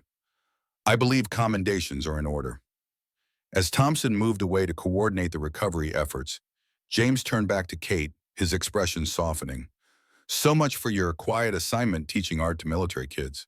Kate smiled wearily. "I was actually enjoying it, believe it or not. The children were healing in a way." James understood without further explanation. Their work had exposed them to the darkest aspects of humanity. Finding light in teaching children had been a rare respite for Kate. "Maybe you can continue," he suggested, "after all this dies down." "Maybe," Kate agreed, though they both knew their skills would soon be needed elsewhere. "For now, let's finish securing the base. Pierce mentioned other operatives we haven't identified yet." James nodded, the professional mask sliding back into place. "My team is already conducting sweeps. We'll find them." As they moved toward the command center to coordinate the ongoing security operation, Kate glanced back at the flagpole where Rodriguez had been suspended. A detail of Marines was raising the American flag once more, restoring proper protocol and symbolically reclaiming the base from those who had betrayed it. The worst was over, but Kate knew the real work was just beginning. Pierce's network would need to be dismantled, his Russian contacts identified and neutralized. And somewhere in Moscow, the masterminds behind this operation were already planning their next move. But for now, she allowed herself a moment of satisfaction. She had maintained her cover long enough to expose a traitor, prevented a catastrophic intelligence breach, and survived to fight another day. In her world, that counted as a win, and James was home, at her side once more. Whatever came next, they would face it together. The sun had begun its descent over Camp Pendleton as military police established a secure perimeter around the base. FBI counterintelligence teams worked methodically, detaining Russian operatives and securing evidence of the elaborate plot. At the center of this controlled chaos, Catherine and James Winslow coordinated the effort from the command center they had reclaimed from Colonel Pierce's conspirators. "We've secured the communications hub," reported Lieutenant Jenkins, one of James's trusted SEAL team members. "The Russian equipment has been isolated and preserved for NSA analysis." James nodded, studying the tactical display showing the status of all teams across the base. "And the Secretary of Defense?" "Safely evacuated to MKAS Miramar," Kate answered, ending a call with her CIA handlers. "His security detail has been vetted and replaced with trusted personnel." The immediate crisis had been contained, but both Kate and James knew their work was far from complete. Pierce had been stabilized by medical personnel and taken into federal custody, but the information they needed about the broader conspiracy remained locked in his head. "Any word on the Spetsnaz units that retreated from the perimeter?" James asked, his scarred face illuminated by the blue glow of the tactical screens. "Satellite tracking lost them in Los Angeles," Kate replied. "They're likely using pre-established extraction protocols to leave the country." As they spoke, Sergeant Major Miller entered the command center, his weathered face showing the strain of the day's events, but his posture remaining proudly military. In his hands, he carried a damaged laptop recovered from Colonel Pierce's office. "You might want to see this," Miller said, placing the computer on the central table. Tech team managed to bypass the encryption. Pierce wasn't just compromising this base, he had detailed files on 3 other installations along the West Coast. Kate activated the computer, quickly scanning through the recovered files. Her expression darkened as she grasped the full scope of Pierce's betrayal. Naval Base San Diego, Naval Air Station Lemoore, Joint Base Lewis McChord, she listed grimly, each with identified Russian assets in place, waiting for activation orders. James studied the intelligence with the calculated precision that had made him legendary among special operators. This isn't just an intelligence operation. It's the groundwork for something bigger. A coordinated strike, Kate agreed, the analyst in her instantly recognizing the pattern. Disable America's Pacific command and control capability in preparation for what? The question hung in the air until Admiral Thompson entered, accompanied by Lieutenant Commander Rodriguez, who had refused medical evacuation despite her injuries from Pierce's brutal treatment. "Taiwan," Thompson said without preamble, having overheard their discussion. "Naval intelligence just reported unusual movement from China's Northern Fleet. If Russia helps disable our Pacific response capability, China could move on Taiwan before we could effectively respond," James finished, immediately grasping the strategic implications. "When did the fleet movement begin?" "Approximately 12 hours ago," Thompson confirmed, "right when Pierce was planning to activate his network." Kate's mind raced through the connections.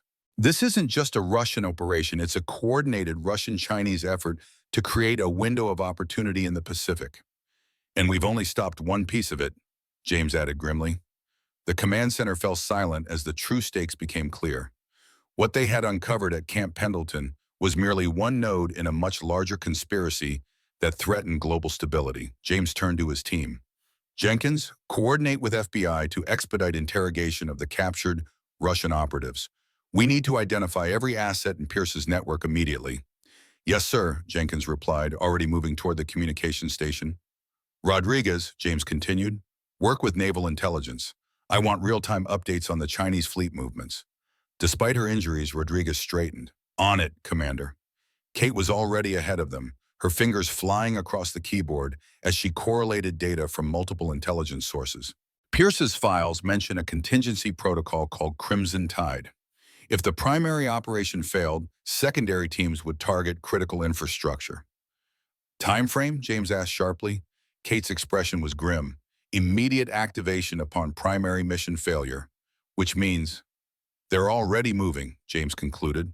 As if confirming their worst fears, the tactical display suddenly lit up with multiple alerts. Security breaches were being reported at electrical substations serving Naval Base San Diego, and communications disruptions had begun at Joint Base Lewis McChord. They're cutting power and communications to isolate our response capabilities, Kate observed. Classic opening move for a coordinated attack. James didn't hesitate. Admiral Thompson, we need to implement full defensive protocols at all Pacific installations. Miller, coordinate with base security to lock down any remaining vulnerability points here. As the men moved to execute these orders, Kate pulled James aside, lowering her voice. The files mention a primary control agent, someone above Pierce who coordinates the entire West Coast network. A name? Just a code, Vanguard. Kate's expression was troubled. But there's something else. The communication protocols suggest this person has high-level military access, possibly Pentagon level. James absorbed this with the stoic calm that had carried him through countless high-stakes operations. We need to move on the other bases immediately. If we can capture the secondary teams, we might identify Vanguard. Kate nodded in agreement, but her tactical mind was already formulating a different approach. Or we make Pierce believe he still has a chance to complete his mission. Use him to draw out Vanguard. A slow smile spread across James's face, the dangerous smile his enemies had learned to fear. Psychological warfare, your specialty. I learned from the best, Kate replied, remembering her father's expertise in turning enemy assets. Pierce is arrogant. His ego won't allow him to believe he's completely failed. Within 30 minutes, they had formulated a plan and secured approval from both CIA and Naval Special Warfare Command. Pierce, still under guard at the base medical facility, would be allowed to believe that certain elements of his operation had succeeded. Under carefully controlled conditions, he would be permitted to make one secured communication to his handler, attempting to salvage his mission and reputation. Kate watched through one-way glass as James entered Pierce's room. The wounded colonel lay handcuffed to his bed, his shoulder bandaged where James's bullets had struck him. Despite his situation, Pierce's face remained defiant. Come to gloat, Ghost? Pierce sneered, using James's operative name with contempt. James pulled up a chair beside the bed, his demeanor calm and professional. I'm not interested in gloating, Pierce. I'm interested in understanding. Understanding what? How it feels to know you've been living a lie, that your country has been selling itself out to the highest bidder for decades? Pierce's voice carried the fervor of a true believer, or someone who had convinced himself of his own propaganda. I understand ideology, James replied evenly. What I don't understand is why you'd compromise operational security at the Kandahar extraction. 16 men died, Pierce. Good men. A flicker of something, perhaps regret, perhaps pride, crossed Pierce's face. For a moment, the colonel's eyes darted away, as if unable to meet James's steady gaze directly. Casualties of a larger war. You SEALs think every mission exists in isolation. You never see the bigger, strategic picture. The conviction in his voice wavered slightly, betraying an undercurrent of doubt. And what picture is that? Pierce laughed bitterly, but there was a hollow quality to it. The one where America is already losing. China and Russia are ascendant. I chose the winning side. And yet here you are, James observed calmly, while your Russian friends are running for the border. Pierce's jaw tightened, his fingers clenching the hospital sheet. For a brief moment, his carefully constructed narrative seemed to waver. You don't understand what's at stake. America has grown soft, complacent. I needed to. He caught himself, the momentary vulnerability replaced by renewed defiance. You think you've won? Pierce leaned forward as much as his restraints would allow. You've stopped nothing. The operation continues without me. Vanguard has contingencies you can't even imagine. James allowed a calculated look of concern to cross his face. We've already detained the secondary teams at San Diego and Lewis McChord. Your network is being dismantled as we speak. The momentary widening of Pierce's eyes told James their information about the secondary targets had been correct. You're lying, Pierce said, but uncertainty had crept into his voice. The only installation we haven't secured is Lemoore, James continued, feeding the carefully crafted misinformation. Your team there went dark before we could intercept them. This was the bait, allowing Pierce to believe that one part of his operation remained viable, potentially salvaging his standing with his Russian handlers. Pierce struggled to maintain his composure, but James could see the calculations happening behind his eyes. The colonel remained silent, but his increased heart rate on the medical monitor betrayed his interest. Here's what's going to happen, James said, leaning closer. The FBI wants to transfer you to a black site for enhanced interrogation. No lawyers, no Geneva Convention protection. Traitors don't get the luxury of constitutional rights. You're bluffing, Pierce challenged. That's not how America operates. James's laugh was cold. You think the Secretary of Defense, who you just tried to have killed, is feeling particularly constrained by legal niceties right now? This is being handled off the books. Fear finally broke through Pierce's facade. I have rights. I demand legal representation. Of course, James agreed smoothly. You'll get a phone call before transfer. Standard procedure. The trap was set. James stood to leave, but Pierce called after him. Ghost, what happened to Veronica? For the first time, genuine emotion crossed James's face. Not anger, but something like pity. She's cooperating. Told us everything about your recruitment, your handler contacts, the full network, in exchange for witness protection. This was a calculated lie. Veronica had revealed nothing, maintaining the disciplined silence of a trained operative. But the implication that his wife had betrayed him struck Pierce exactly as intended. She's lying, Pierce insisted, a new desperation in his voice. She doesn't know anything about the operational structure. His reaction revealed more than his words. Beneath the bravado was a man who had gambled everything on a cause that had abandoned him, whose closest ally had supposedly turned against him. For a brief moment, Pierce looked like what he truly was, a middle-aged man who had destroyed his life and career for a fantasy of power and recognition that would never materialize. James shrugged. Maybe, but the CIA finds her credible enough to offer a deal. He paused at the door. You'll get your phone call in 20 minutes. Make it count. Outside the room, Kate waited with a small team of intelligence specialists and technical experts. He took the bait? Completely, James confirmed. His ego won't allow him to believe Veronica succeeded where he failed. He'll make the call. The next 20 minutes were a flurry of technical preparations.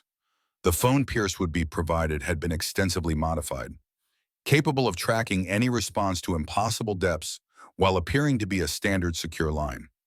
When Pierce made his call, Kate and James watched from the monitoring room as the colonel used a memorized sequence of code phrases that even the most sophisticated voice recognition systems would have difficulty identifying as operational communications.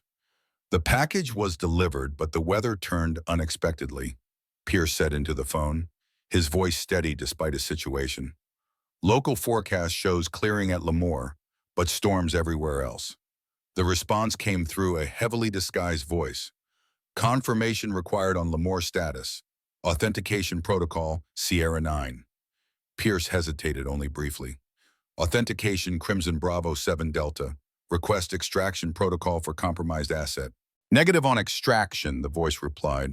Complete Lemoore objective first. Confirmation will secure your position. The call ended abruptly, but Kate's team had what they needed. The CIA's most sophisticated signal intelligence systems had been tracing the call from the moment it connected. Triangulating source location, reported a technical specialist, his fingers moving rapidly across his keyboard. Bounced through multiple proxies, but we're narrowing it down. Kate and James exchanged a look of grim satisfaction as the specialist announced, Got it. Pentagon Secure Communications Sector. Specific office identified. The name that appeared on the screen struck them both into momentary silence. General Lawrence Harding, Kate read aloud, Vice Chairman of the Joint Chiefs of Staff. Vanguard, James confirmed softly. Admiral Thompson, who had been observing silently, spoke up. Harding has access to every operational plan for the Pacific Theater. If he's compromised, then we need to move immediately, James said decisively, but carefully. If Harding realizes we've identified him, he could activate emergency protocols we don't know about. Kate was already coordinating with CIA headquarters. Langley is implementing Operation Shadowbox. Harding will be contained without alerting him that he's been compromised. Within hours, a joint FBI-CIA team had quietly taken General Harding into custody while he attended a budget meeting at the Pentagon. Simultaneously, special operations teams secured the Naval Air Station Lemoore, capturing the Russian team that had been standing by for activation orders. The sophisticated conspiracy that had threatened American military readiness in the Pacific had been neutralized. By the following morning, Chinese naval forces had mysteriously reversed course, returning to their home ports without explanation. Back at Camp Pendleton, Kate and James supervised the final security sweeps, ensuring no trace of Pierce's network remained active on the base. As the immediate crisis subsided, the personal cost of their victory began to make itself felt. Kate's shoulder wound, though minor, throbbed with increasing intensity as the adrenaline faded.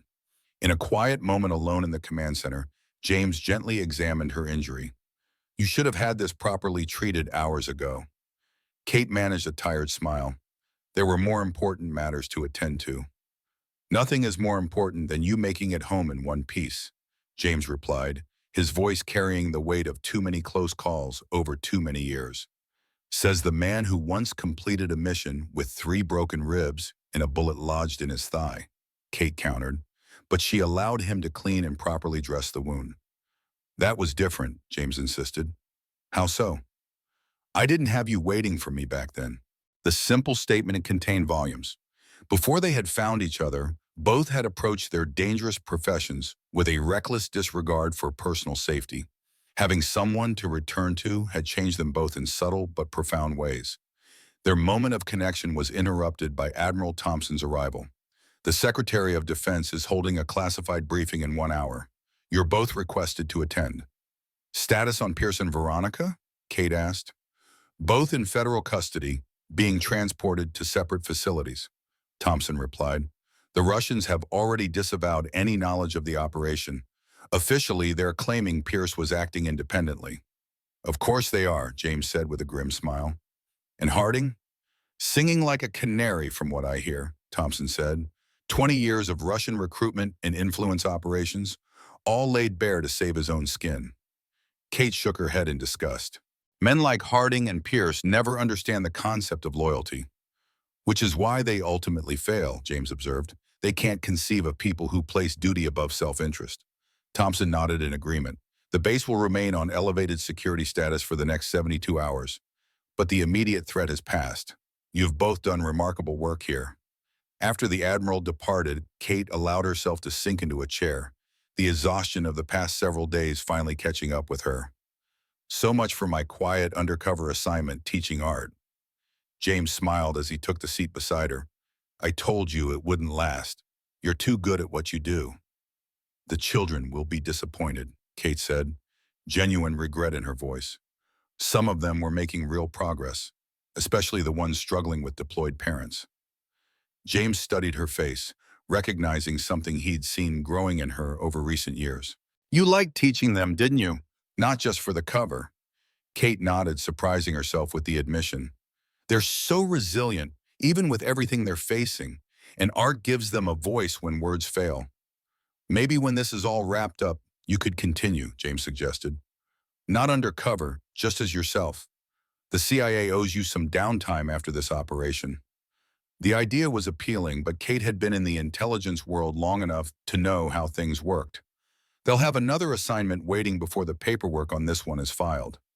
"Not if I have anything to say about it," James promised. "Even ghost operators are entitled to leave occasionally." 2 days later, the immediate crisis had been fully contained. The Russian-Chinese operation had been neutralized, Pierce's network dismantled, and General Harding's decades of treason exposed. Yet for Kate and James, the most difficult confrontation still lay ahead. They stood together in an interrogation room at a secure federal facility in Virginia, watching through one-way glass as Colonel Pierce sat handcuffed to a metal table. Despite his situation, he maintained the rigid posture of a career military officer, his expression defiant.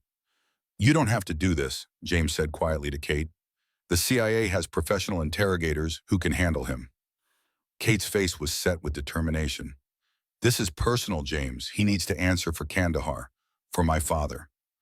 The connection between Pierce and Thomas Winslow's death in Moscow had been confirmed through Harding's confession.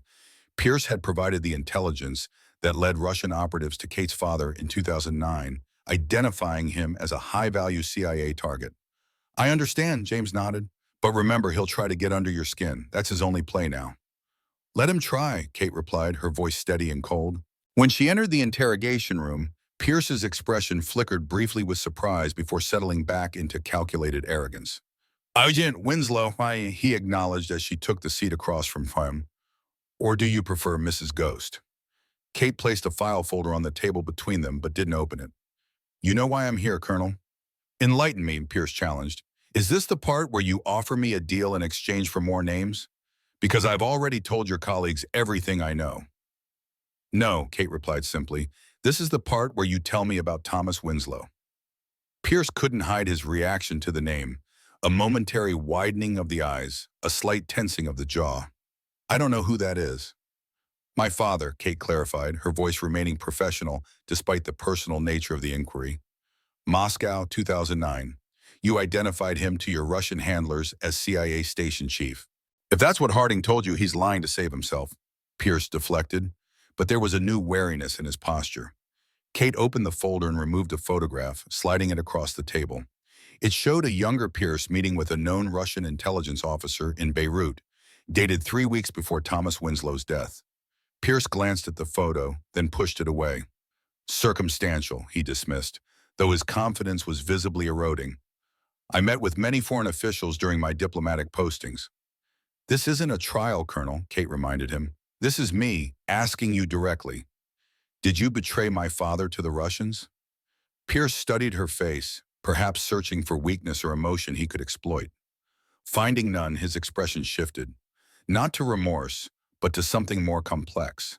For a moment, the facade of the hardened traitor cracked, revealing glimpses of the man he had once been. What if I did, he finally said, his voice lower, less confrontational. Thomas Winslow was an obstacle to necessary realignment of American foreign policy. His old Cold War mentality was becoming dangerous. He paused, then added with unexpected honesty, I didn't know he had a daughter. That wasn't in his file. The admission, so casually delivered yet tinged with what might have been regret, sent a cold wave through Kate, but her expression remained unchanged. And the 16 men in Kandahar, were they obstacles too? Pierce's eyes darted away momentarily. Collateral damage, he said, but the dismissiveness seemed forced now. You intelligence types understand that concept, surely. Those were my husband's men, Kate replied, his brothers. For the first time, uncertainty crossed Pierce's face as he recognized the dangerous ground he was treading. It was nothing personal, just geopolitics. It became personal when you targeted my family, Kate said, her voice dropping to a near whisper. When you had my father killed. When you tried to have my husband's team eliminated. Pierce leaned back, attempting to project confidence he no longer felt. What do you want from me, Winslow? Remorse? You won't get it. I made my choices for what I believed was right. I don't want anything from you, Kate replied truthfully.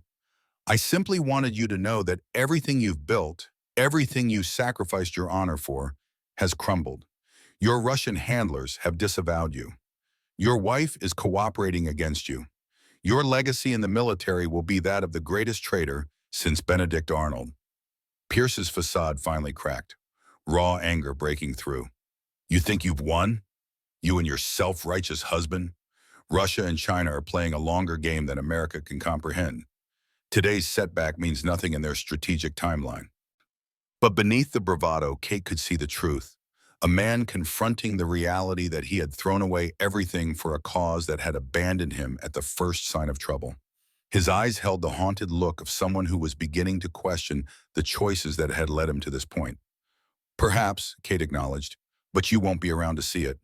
Treason during wartime still carries the death penalty, Colonel. She stood to leave, having gotten what she came for. Not information, but the simple satisfaction of looking into the eyes of the man who had betrayed her father and telling him his cause was lost. He said your name, Pierce called after her, a final attempt to wound. Your father, at the end, when they were interrogating him. He broke. Kate paused at the door, then turned back with a cold smile. No, he didn't. My father was subjected to 19 hours of enhanced interrogation by Russian intelligence. He revealed nothing. I know because the FSB officer who conducted the interrogation is now in CIA custody. You can't hurt me with lies, Pierce. You've lost that power too.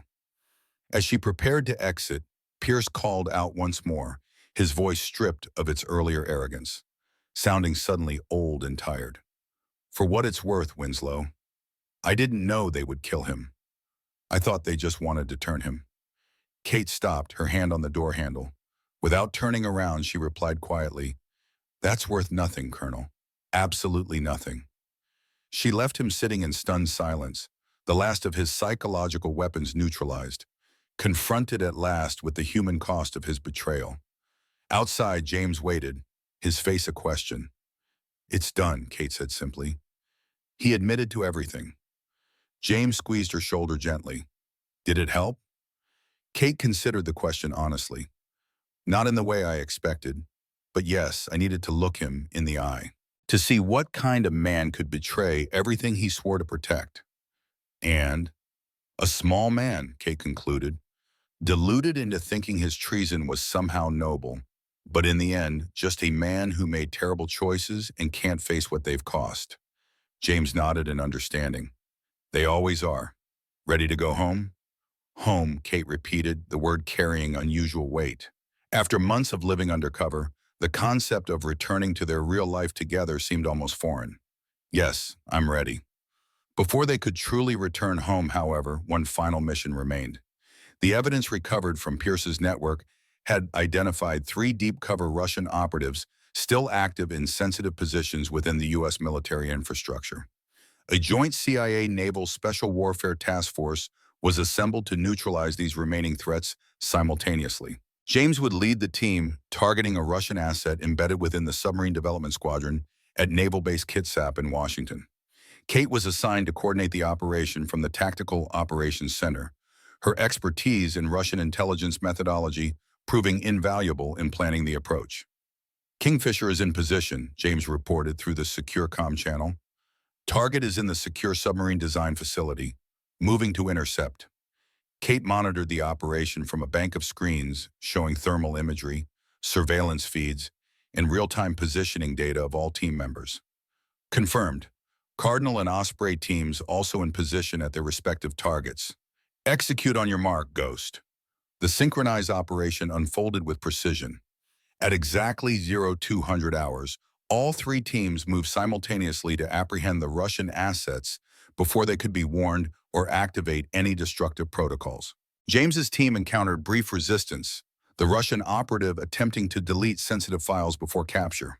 The quick action of James's point man prevented any data loss, securing valuable intelligence on what submarine technologies had been compromised. By dawn, all 3 Russian operatives were in custody, and the immediate threat to American military security had been neutralized. The broader implications would take months to fully address. Compromised systems would need to be redesigned, security protocols overhauled, and trusted personnel revetted. In the aftermath, Kate and James finally received their debriefing at CIA headquarters in Langley. The director himself congratulated them on dismantling what he described as the most significant Russian intelligence operation on American soil since the Cold War. "The president has been briefed on your actions," the director informed them. "He's authorized me to offer you both any assignment of your choosing as recognition for exceptional service." James looked at Kate, a silent communication passing between them. After a moment, Kate spoke for both of them. "Sir, if possible, we'd like to request 6 months of operational stand-down. We've been running consecutive high-risk missions for over 3 years without significant downtime." The director raised an eyebrow. "That's an unusual request from either of you. Normally, you're both volunteering for the next hot zone before the debrief is complete." "Priorities change, sir," James explained simply. Understanding dawned on the director's face. "I see. Well, you've certainly earned it. Consider it approved, though I reserve the right to recall you if the world starts ending." "We'd expect nothing less, sir," Kate smiled. As they left the building walking into the warm Virginia sunshine, James took Kate's hand, a rare public display of affection for two people accustomed to keeping their relationship compartmentalized from their professional lives. 6 months, he mused. What exactly do normal people do with 6 months of freedom? Kate laughed, the sound lighter than it had been in years. I have no idea. Learn to cook something besides field rations? Grow plants that don't die when we're deployed? Sleep past 0500? I was thinking we might visit Camp Pendleton, James suggested casually. I hear they have an excellent art program for military children that's currently without a teacher. Kate looked at him in surprise. You're serious? Why not? James shrugged. You enjoyed it, the kids benefited from it, and I could consult with the SEAL training program there, keep my hand in without deploying. The idea was unexpectedly appealing. After years of moving from one dangerous assignment to another, the prospect of doing something constructive, something healing, held a powerful attraction. What about after the 6 months? Kate asked. James considered this. We'll cross that bridge when we come to it. Maybe by then we'll be ready to go back to the field. Or maybe we'll find something else that matters. 3 weeks later, Kate and James returned to Camp Pendleton under very different circumstances than when they had last departed. This time, they arrived openly as themselves.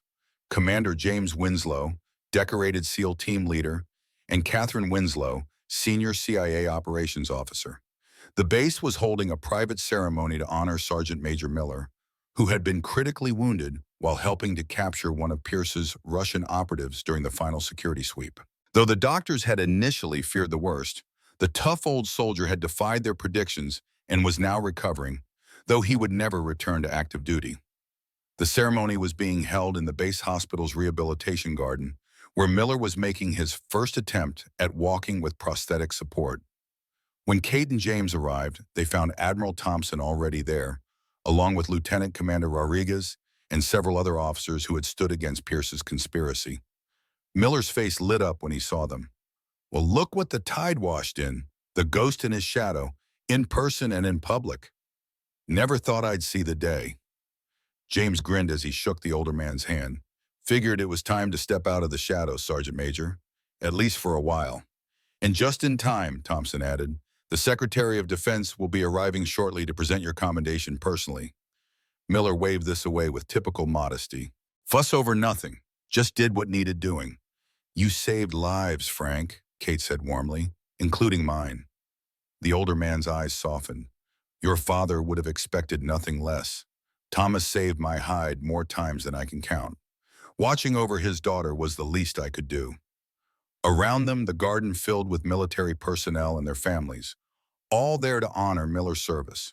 Among them were many of the children from Kate's art classes, accompanied by parents who now looked at her with newfound respect and, in some cases, a touch of awe. One young girl broke away from her father and ran to Kate, wrapping her arms around her waist. Miss Winslow, are you coming back to teach us? Kate knelt down to the child's level. I'm hoping to, Emma. Would you like that? Yes, the girl exclaimed. Daddy says you're a real-life superhero, but I told him you were already my hero because you taught me how to draw horses. Kate glanced up at Emma's father, a Marine captain who had once been dismissive of her frivolous art program. He gave her a respectful nod, his expression conveying a silent apology for underestimating her. Well, I think art teachers can be heroes too, Kate told the girl with a smile. The ceremony itself was brief but moving. The Secretary of Defense presented Miller with the Distinguished Service Cross, the second highest military decoration for extraordinary heroism. In his remarks, the Secretary acknowledged the unnamed threat that Miller and others had helped neutralize, carefully avoiding any classified details while making clear the significance of their actions. The American people may never know the full extent of what transpired here, the Secretary concluded, but those of us who do will forever be grateful for your courage and sacrifice. After the formal presentations, a small reception allowed for more personal conversations. Kate found herself approached by several of her former art students and their parents, all eager to know if she would return to teaching. Before Kate could answer, Admiral Thompson joined them. Actually, that's something I wanted to discuss with you, Mrs. Winslow.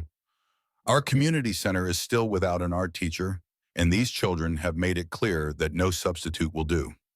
Kate glanced at James, who had overheard the conversation. He nodded encouragingly. "I'd be honored, Admiral," Kate replied. "Though I should warn you, I'll be teaching under my real name this time." Thompson smiled. "I think we can handle that. And Commander Winslow, the SEAL training facility has requested your expertise as a tactical consultant. Seems your reputation precedes you." James accepted with a nod. "Happy to contribute, sir." As the children excitedly discussed future art projects with Kate, Rodriguez approached with a more serious matter. "I've been appointed to the committee investigating the full extent of Pierce's network," she informed them quietly. "We're finding connections that go back decades. This wasn't just about military intelligence. It was about reshaping American strategic thinking from within. The Russians have always played the long game," Kate acknowledged. "Plant the seeds, nurture them over years, harvest when the time is right." "We'll be more vigilant now," Rodriguez assured her. "Thanks to you both." As the gathering began to disperse, Kate noticed Veronica Pierce's name hadn't been mentioned once during the entire ceremony. "What happened with Veronica?" she asked Rodriguez quietly. Rodriguez hesitated before answering. "Full cooperation. She's provided intelligence on at least a dozen other Russian assets in various government positions. In exchange, she'll enter witness protection after the trials." "Do you think she's genuine?" Kate asked, remembering the moment of vulnerability she'd glimpsed in Veronica's eyes. "The intelligence community is divided," Rodriguez admitted. "Some think she's playing another angle. Others believe Pierce's willingness to sacrifice her was a wake-up call. Either way, she'll be monitored for the rest of her life." Kate nodded thoughtfully. "People like Veronica were complex, neither wholly villainous nor easily redeemed. Perhaps in witness protection, removed from the pressures and manipulations that had shaped her choices, she might find a different path." As the reception wound down, Miller called James and Kate to his side for a private word. "I've been going through some old things during my recovery," he said, handing Kate a small, weathered envelope. "Found this among your father's effects that were sent to me after Moscow. Never had the right moment to give it to you before." Kate accepted the envelope with trembling hands, recognizing her father's handwriting on the outside. "For Catherine, when the time comes." "He gave it to me just before that last mission," Miller explained. "Said if anything happened to him, I should hold on to it until you were ready." Kate carefully opened the envelope, extracting a single photograph and a brief handwritten note. The photo showed her father standing beside a much younger Miller, both in civilian clothes but unmistakably on an operation. On the back, her father had written, "Berlin, 1983, the good fight continues." The note was simple but profound. "Catherine, if you're reading this, I've fallen in a battle that began long before you were born. Do not seek vengeance for me, but justice for all who would be harmed by those we fight. Remember that in our line of work, victory is never final, and the truest victories are the ones history never records. Find people you can trust absolutely. I've found too few in my lifetime. I hope you find more. With all my love and pride, Dad." Kate read the note twice, then carefully returned it to the envelope. "Thank you, Miller. This means more than I can say." The old soldier nodded, understanding in his eyes. "He'd be proud of you, Kate, of both of you. You've continued the good fight, just as he hoped." The sun was setting over the Pacific as Kate and James walked along the shoreline of their beachfront property. 1 month had passed since their return to Camp Pendleton, and they were gradually adjusting to a life not dominated by immediate life-or-death operations. Kate had fully embraced her role at the community center, spanning the art program to include therapeutic sessions for veterans dealing with PTSD. James divided his time between consulting at the SEAL training facility and working with a nonprofit organization that helps special operations veterans transition to civilian life. Their home, once primarily a cover location maintained by the CIA, was slowly becoming a true reflection of themselves. The hidden room with its surveillance equipment and weapons cache remained. Some habits and precautions were too deeply ingrained to abandon, but the rest of the house had transformed into a warm, personal space. "Rodriguez called today," Kate mentioned as they walked barefoot along the wet sand. "Pierce's trial has been set. Closed proceedings, of course." James nodded, unsurprised. "And Veronica?" "Witness protection after providing evidence against several other Russian assets. She'll disappear into a new identity somewhere." Kate paused. "She asked if I would meet with her before she goes." James looked surprised. "Are you going to?" I haven't decided, Kate admitted. Part of me thinks she's just manipulating the system again, but another part wonders if she's genuinely trying to make amends. What would your father advise? James asked gently. Kate smiled, thinking of the note she now kept in a locket around her neck. He'd probably say that understanding your enemy doesn't mean forgiving them, but it might help prevent creating new ones. Wise man, James nodded.